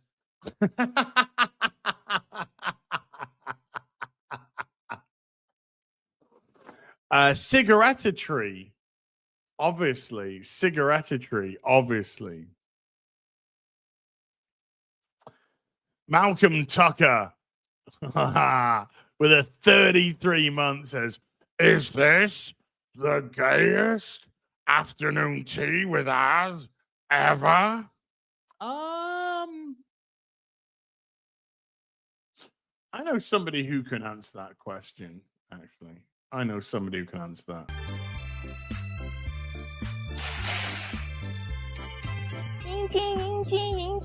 In my factory. Many in my factory. Probably. Now, Buckety by Brocky Man with a $5 says Nemesis is better than anything Kurtzman has done. Let's have a think. Star Trek 2009.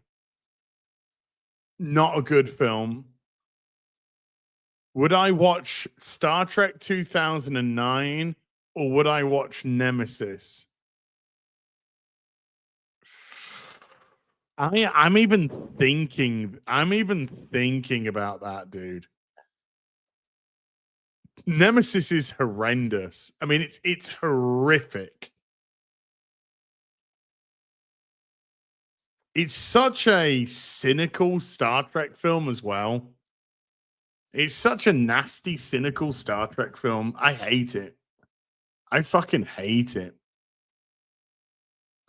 I think I would rather watch 2009 Star Trek than Nemesis.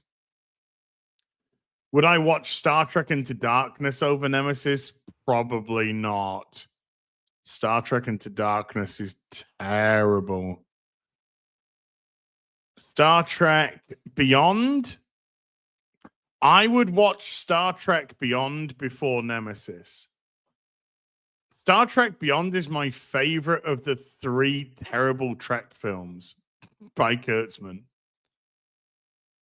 But Star Trek Beyond is the best. Yeah, Alice Eve does get she does get into a bra. And Alice Eve does have some pretty nice knockers, you know.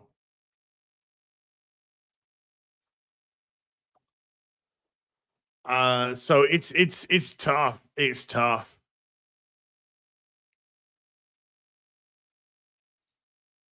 Calioth with the $2 says, how many lights are there?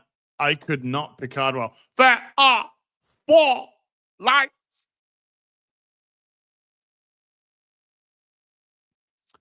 Logan Johnson with a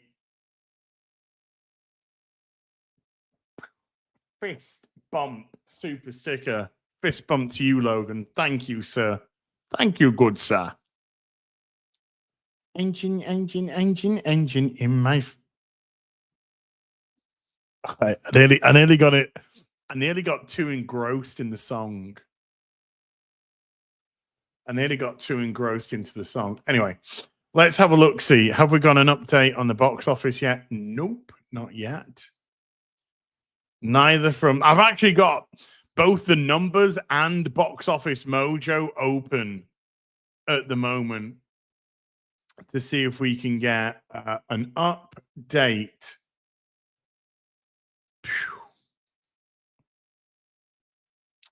But here, actually, yeah, let me show you this. Let me show you this. Let me show you this. So why did I go deep, ladies, into the box office of this movie? Why did I go deep? Well, this is why I went in deep. That's what she said. An account, a completely objective account going by the name of DCU Hype Guy. DCU Hype Guy. Superman has crossed over 337 million worldwide. 225 million production budget plus 100 million marketing budget, considered a major success for DC Studios and Warner Brothers.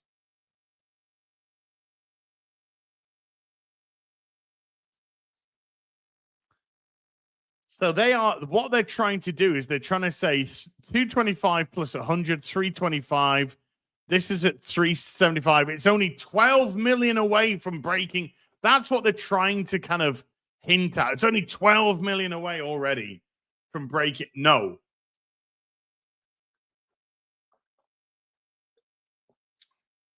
No, not even close. And even using this guy's numbers here, that'd be 450 plus 2, and it'd be 650 million using his numbers. Just using his numbers. The numbers just dropped. Did it?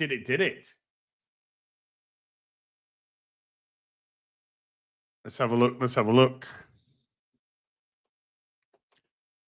Yes, it has. And it's pretty much exactly what I said it was going to be. Okay. I should get into this prediction game, you know. I should get a prediction game. But let's just go back. So even playing with their numbers, using their numbers of 225 and 100, it would have to hit 650 million to break even. So it's halfway there. So it's halfway there. Even according to them. But we have numbers. And it's, as I said, it's pretty much exactly what I said it would be. Added on another 100 and another 36 odd million. It's just a little fraction more. What? Yeah. I think it's just gone a slight fraction more. Yeah. So yeah, 23 million on the Saturday, which is a 38% Saturday to Saturday drop, which is excellent, by the way. And 17.47 predicted for the Sunday, which would be a 44% drop. So it's actually a 54% drop, which is not bad. That's not bad at all. That's a pretty decent hold. Now, the international numbers have not updated. They might update. I'm going to keep my eye on that. But if they did report the international numbers slightly early, because this was This was only updated this morning or last night. The international is now nearly 100 million behind the domestic. So the international is not going at all at the same pace as the domestic. So whereas the domestic is good, there's no denying that it's had a very good week domestically. For a pretty strong hold at 54% drop off. The international market has not followed suit. And with Fantastic Four coming out this week, the international could be significantly lower. I mean, it's going to go down next week regardless. And like I said, I'm not sure if they're going to bump this up. I'm not sure if there's going to be a weekend added to this or what. But currently, it is not keeping any pace with the domestic. So the domestic is propping this up right now. But as we've already done, minimum playing their game, minimum has to hit 650 million to break even. The likely break even number is around 800 million. Now, I'm just going to post a quick poll in the chat, right? Because I think realistically it is around the 800 million mark, of course, with the doubling of the marketing. My bad on that one. So I'm going to ask you a question in the chat, and I'm going to see what the answer is. Do you think WB thought Superman would top 1 billion?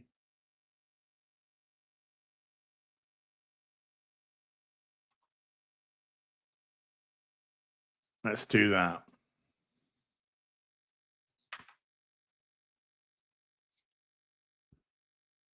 Engine. Are we getting another update? Okay, right. So the international has been updated now as well. Okay, so the international has been updated. It's gone up a bit more now. So it is okay. All right. This is interesting. This is actually pretty interesting. So the differential between the international and the domestic last week was 30 million. Okay. It opened up on 125 million domestically, 95 million internationally. That 30 million has now grown, has almost doubled now.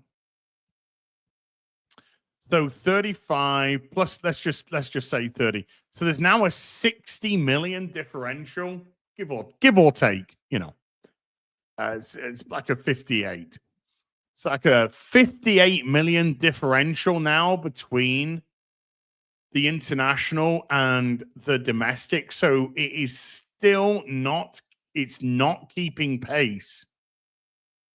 So the international is not performing or holding as well as the domestic. So it does go over 400 million worldwide. Again, still a ways off breaking even. Likelihood is halfway there.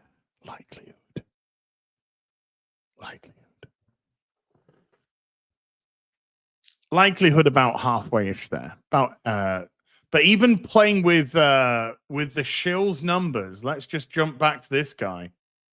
Let's just jump back to DCU hype guy, who's giving you the 411 on the true numbers, even using his numbers, which I don't believe to be true at all. It would still be $650 million to break even. So it would still be 250 away from that. Now, the reason why that's, again, quite important is look at how much that did this week. It did 57.25 million over the course of that weekend, and 235 total, did about 50 million, 52 million during the week. So 109, about 109 for the week, give or take. So that's probably going to halve again at least. That 109 is going to drop down to about 50 to 55, let's say. Again, this is all speculation, about 50 to 55. The international will drop down to 20. Oh, this is... Ooh.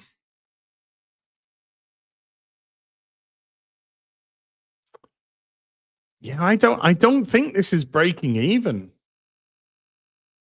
It's James Gunn's alt account. Well, it's actually, I want to show you something that's quite funny, actually.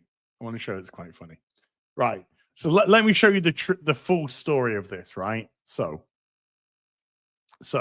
you can see that there's another post that has been replied to this, there's replied to this. And yes, it's me. It's me. So I quote tweeted by saying, like or hate the film, this post dishonestly presents numbers, mostly unconfirmed, as facts.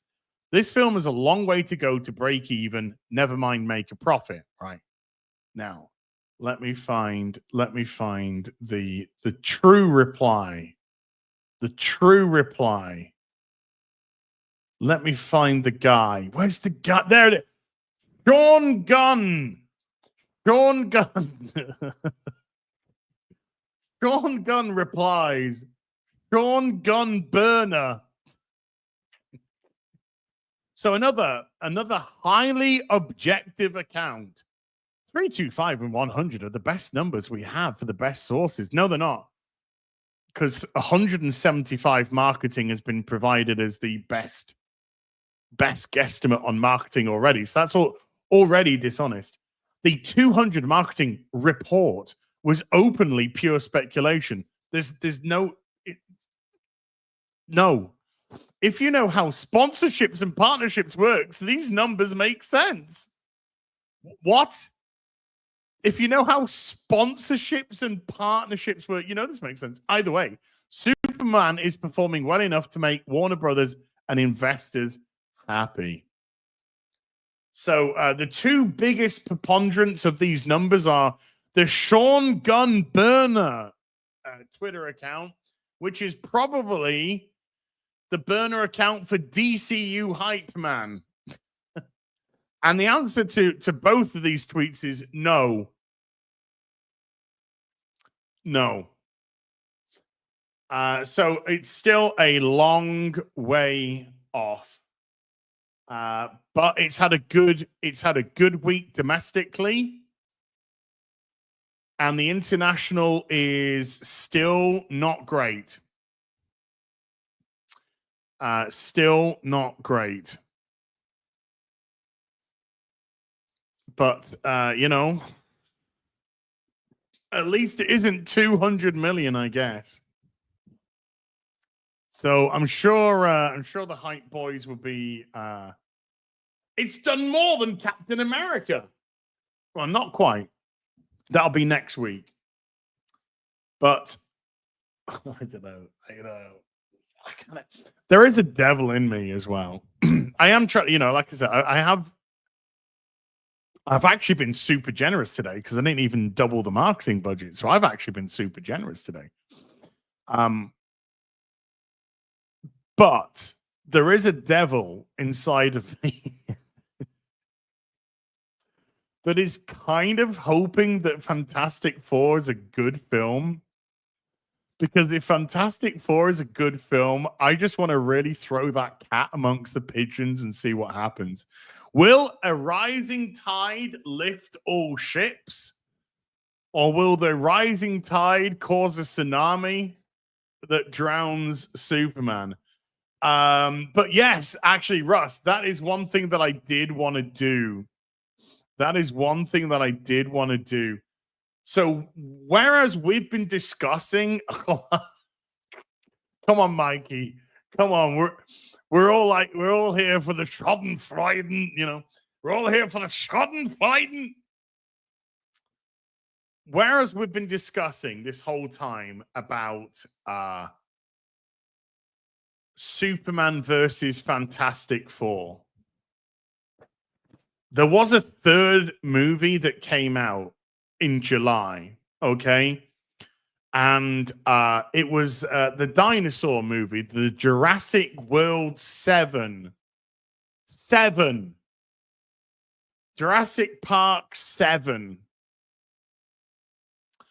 And we discussed this on FNT. We've discussed this on Real BBC. And no doubt, you know, Geeks and Gamers and other people have discussed it on their channels as well. But one thing that we did say, I think all of us agreed that we think that the Jurassic Park 7 is going to make more money than Superman and Fantastic Four. Not combined, but individually. It's going to make more money than Superman does at the box office, and it's going to make more money than Fantastic Four makes at the box office. So how well is the dinosaur movie doing at the box office at the moment? Let's have a look, shall we? And Jurassic Park 7 is at $648 million.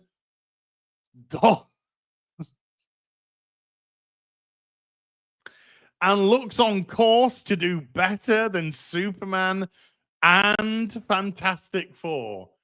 Now look at this. 676 domestic, 371 mil world internationally. So the international marketplace is doing significant work there, which it is not doing for Superman. If Superman had the same international pace that this Jurassic World has, I would say that it would be it certainly would be on course to make its money back and probably a bit of profit. But right now it's going to be touch and go. It's going to be touch and go, but the dinosaur movie is looking like it's probably going to do better than both Superman and Fantastic Four. Jurassic Park 7. Boobies. Jurassic Park 7. So, wow. Can't wait to have my board back, so I've got my little sound bites. Okay, where did we get to? We got to Brocky Man with a $5. Says, I'm not a fan of Nemesis. I just hate Discovery with. Oh, dude, I'd rather watch Nemesis over Discovery all day, every fucking day. Some of the Jar Jar films have fun moments, but they're certainly more generic action sci-fi. I agree. I absolutely agree with you. I think that the Jar Jar are mindless action Star Trek films. And I think I would rather have that over what Nemesis was, which was just this hideous, dour, Troy's mind raped, Data gets blown up, Picard's a sniveling wreck of a man. Riker's leaving to captain his own ship. You know, there was just so many like things happening in Nemesis. I just hated it. I hated Nemesis with a passion. So I would unfortunately rather watch some generic action sci-fi sequences than watch Nemesis, to be honest with you, dude. I'd happily watch Insurrection again. Hell, I'd even watch First Contact. I hate the idea of a Borg queen. Never liked the idea of a Borg queen. But even Star Trek Nemesis, not Star Trek Nemesis, sorry, Star Trek First Contact and Insurrection, I would watch above anything that Jar Jar did. Probably even Generations as well. And that was a pretty fucky film. But it's just Nemesis. I just have this utter hatred of Nemesis. St. Louis with a big fat $50 said, I'm sorry, I think I misheard you. How many Indians were in a fucking let's find out. Let's find out again, shall we?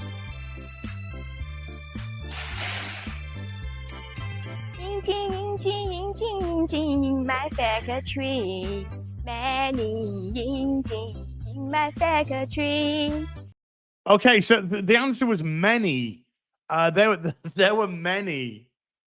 Exactly how many? Not too sure, but there are many.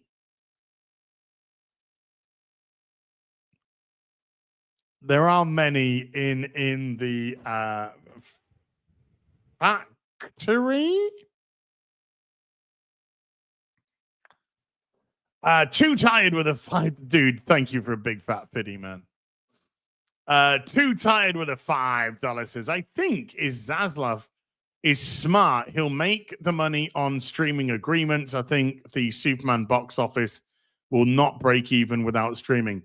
Yeah, when we're discussing this Too Tired, we are literally discussing the box office and whether or not it will become profitable from the box office. It doesn't look like it's going to be profitable through the box office. Will it be profitable when you add on DVDs, Blu-rays, merchandise? Yeah, very likely. But the point is, if your film can't make its money or make its mark at the box office, the law of diminishing returns when you're trying to create a universe, your universe is fucked. Because you're banking on every movie becoming profitable. Because you can't run a universe at a loss. It doesn't make fucking sense. But there again, that's why Warner Brothers are $49 billion in debt. And have had to try and split to shift the debt away from... So yeah, it doesn't bode well for your universe if you can't even make a profit at the fucking box office. Again, we're not making Resident Evil movies here with small budgets. We're not making small movies with low budgets where you don't have to rely on the box office to make a profit, because you will make profit in the secondary market, your DVD, Blu-ray sales, that will grant you enough money to potentially make another one. But again, when you do that, you have to use the law of diminishing returns when it comes to your budget. So if you spent $5 million on your film and you end up making $7 million, you make $2 million profit, which would be great. If you're going to do a sequel, your sequel can't be 5, 6, 7, 8, 9, 10 billion. Million. If your movie has a $10 billion budget, it's gonna get fucking bad. Million, not billion. So if you've got a budget of 5 million and then you make 2 million profit, you want to put a sequel out. Your sequel's got to be looking at maybe 2 million. So when you're dealing with budgets that are $200, $300 million,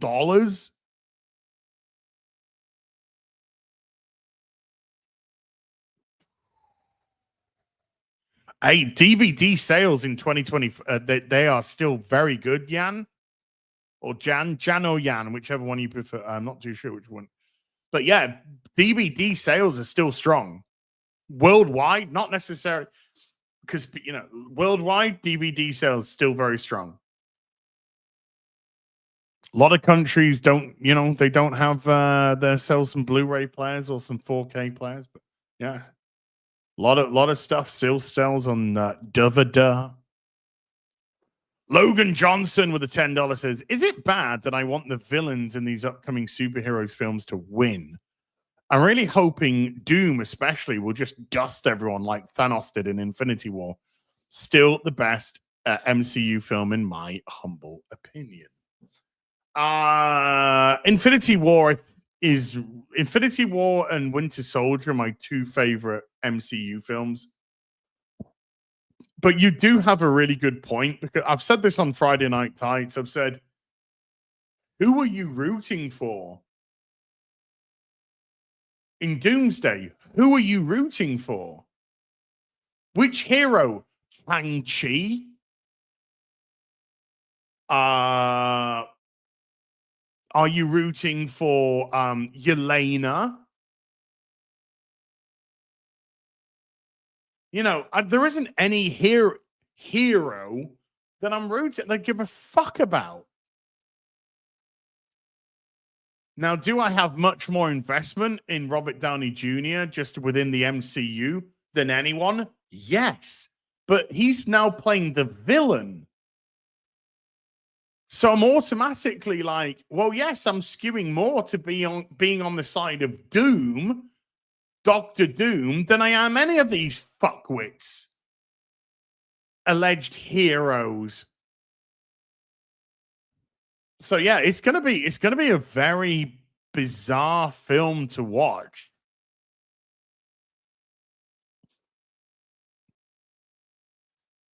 Kalios with a $5 says, theaters have bargain Tuesdays for films all day, half price.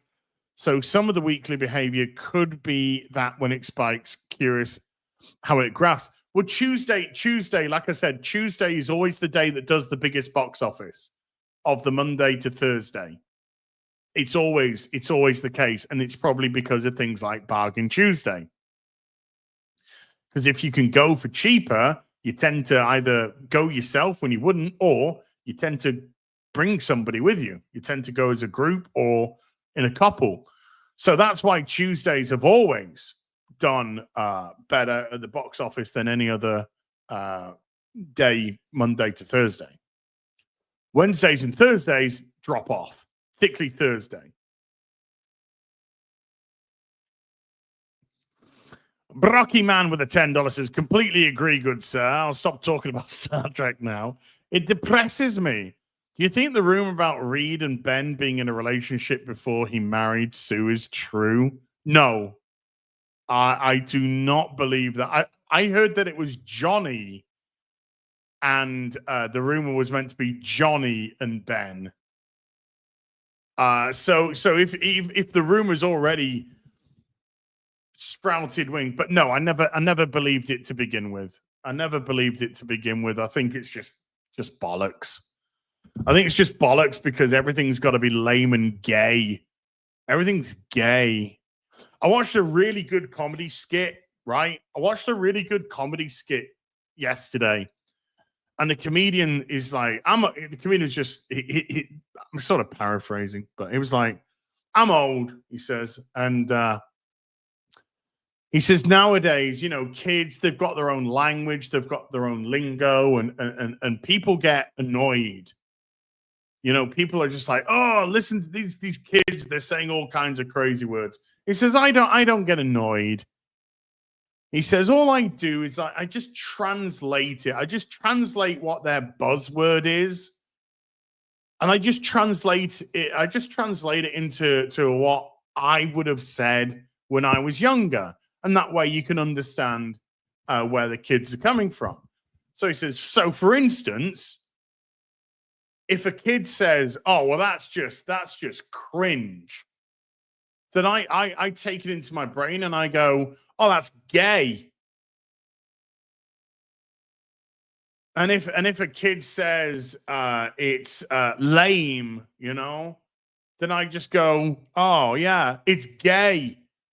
And every time he said one of the buzzwords that the kids used, he just said, yeah, and I translate it to it's gay.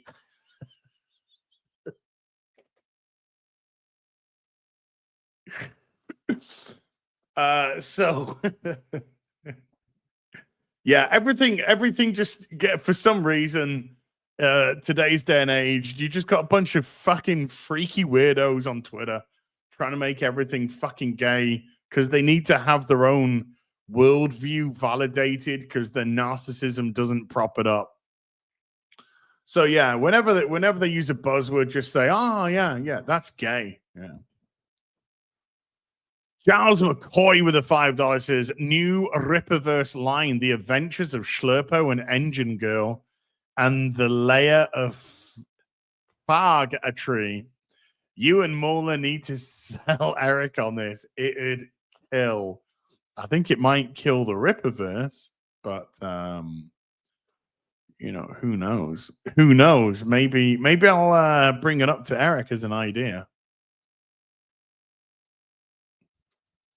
Oh. No, I can't say anything. No, sorry.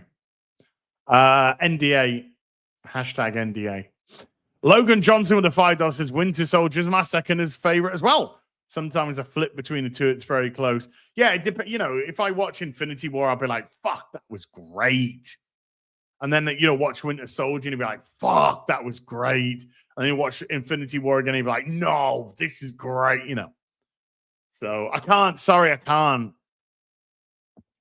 Okay, I'll give a very broad.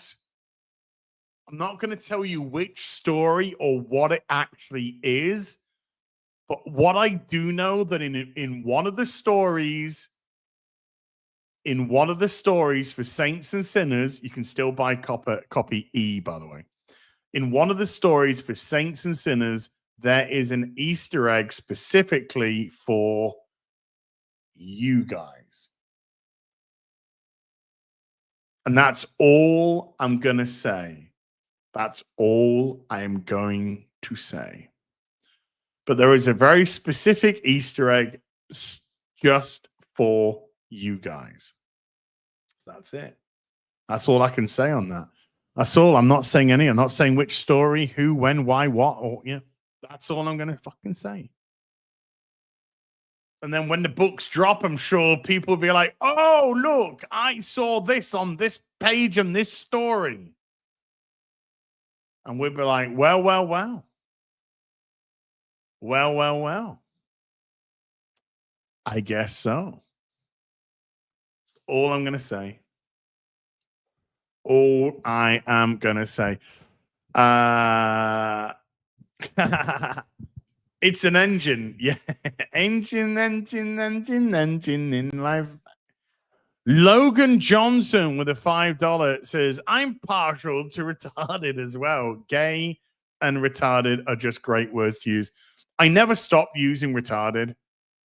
I never have any intention of stopping using retarded, but I got to confess, chat. I did stop using gay for a while. But baby, I'm back on the gay train. I am fully back on the gay train. It's retarded and gay. It's back, baby. It's back with a vengeance. Brocky Man with the $5 says the whole Hunter Schafer should be cast as Zelda is a perfect example of what you were saying. Everything has to be lame and gay. Yeah, actually, we can touch on this for a little bit because we've got a little bit of time. So we can touch on that a little bit. Nothing says you're a mentally ill freak than calling for the death of people because they didn't hire a trans person to play the fucking character you wanted. Yeah, nothing says you're fucking tapped in the head like that. We didn't get the person casted that affirms our worldview. So I guess let's call for them to be fucking deleted. Jesus wept. Anyway, I'm glad that you brought this up because I wanna show you something because my tweet did pretty fucking well. Okay, the tweet. So let's bring up this tweet from. I will grift on whatever I can, Brianna Wu. Brianna Wu, by the way, if you don't know who this guy is, they and I say I only use they because I don't know them personally, so I use them in the third person. Brianna Wu was one of these freaks that came about during Gamergate.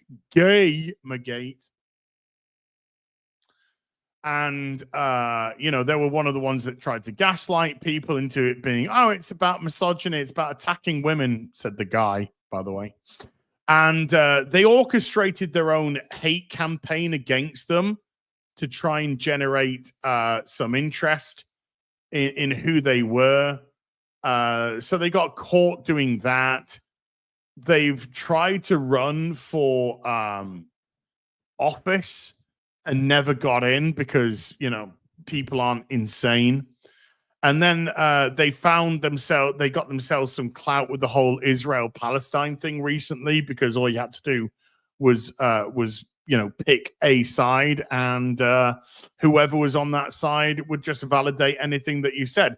So they jumped on board the old Israel-Palestine grift like any good grifter. Anywho, sup, Dan? How you doing? So this is the image of Hunter Schafer that they like to use for the most part because they think this is the one where he looks more like a woman. Whereas you just have to look at any picture really other than this, and it's just a fucking dude. It's a fucking dude. I'm sorry, this is silly. If anyone was ever born to play Princess Zelda, well, Hunter Schafer was born with a fucking penis, and they still have one. So no, I don't think somebody that's born with a penis is born to play a woman. It is Hunter Schafer. Now, as you can see, they turned off their replies because they were getting absolutely annihilated. Moving on. They were getting absolutely annihilated in the comment section. So they ended up turning off the replies like any good coward. Thankfully, though, I had quote tweeted them, and sort of did a little bit better. Oh no, lol, no, we don't want dudes playing women. Thanks, affirming your worldview isn't our entertainment. Okay, I think that's a perfectly fair response. I don't want a dude playing chicks, and I don't want chicks playing fucking dudes. I've got a thing that I might tweet after this show, just for shits and giggles, because I'm an agent of chaos. But to have people call for the deletion of Miyamoto because the people want just a guy and a girl, because Link and Zelda are a guy and a girl. You're just showing exactly how fucking mentally ill you are. In actual fact, I don't understand why transgenderism is the only mental illness that people affirm. Every other mental illness we try and treat, but for some reason transgenderism isn't the one. It's the only one where people must bow down to their illness. I don't get it. It's fucked. These people need help, and they need treatment. They don't need validation, and they don't need pandering to. But that's where we are, I guess. Lame and gay on those ones. But yeah, a perfectly normal reaction. A guy isn't cast to play a woman. Let's call for Miyamoto to be killed. Yeah, well done. Proving tweet by tweet that you are insane. Absolutely insane. Kalioth with the $2 says, of all the embarrassments in State of MA, Wu is number one. Well, don't worry. They'll find another grift to get onto. Right. Let's have a look at the poll. So the poll was, do you think Warner Brothers thought Superman would top $1 billion? No. 53%. Yes. 46%. Darth Thin, I don't know how far behind you are on the stream, but yeah, you have to double the marketing bonus because to get that money back, you have to make that profit back from the box office. So it does have to be doubled. And I didn't double it. I was kind. I just did the flat out marketing bonus, but no. So I personally, I think that they thought it was going to do like 900 plus. I think they thought it was going to do somewhere around $1 billion. That's what I think. I think they thought it was going to do somewhere around $1 billion. They were getting ready for massive opening box office. I work for Warner Brothers and I know they were not confident. Oh, well, there you go. I mean, whether or not they do or don't, I don't know. But you know, I don't have an insider in Warner Brothers. We have insiders in Marvel, and they talk to us all the time. And so we have a good idea where we are with Marvel in terms of confidence and whatnot. And remember, guys, when I reported to you that when they had the Marvels test screening, the executives after that test screening went into full panic mode. And the first question that was asked was, how do we get Chris Evans and Robert Downey Jr. back in the MCU? What have we had since then? We've had Chris Evans in Deadpool and Wolverine, and we've had Robert Downey Jr. cast as Doctor Doom.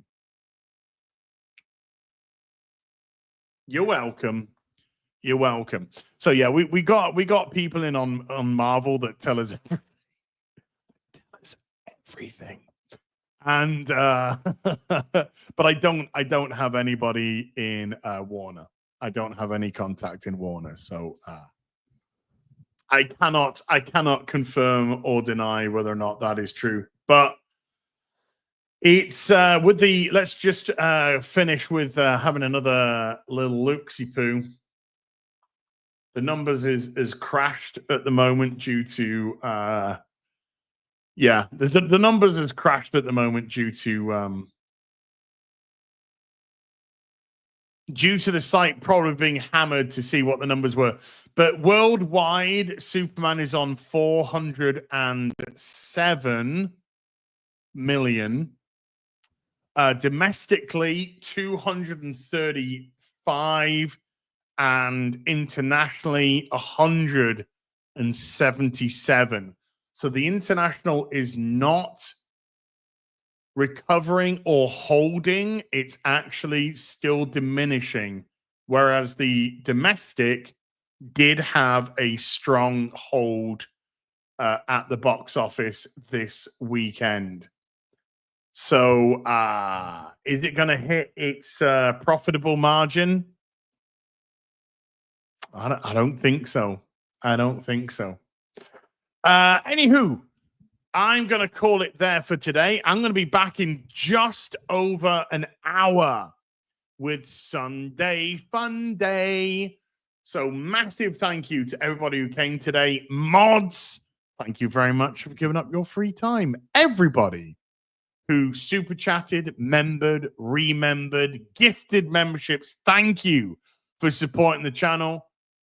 I'll be back in an hour with Sunday Fun Day. Until then, you take care. Goodbye, Baloo.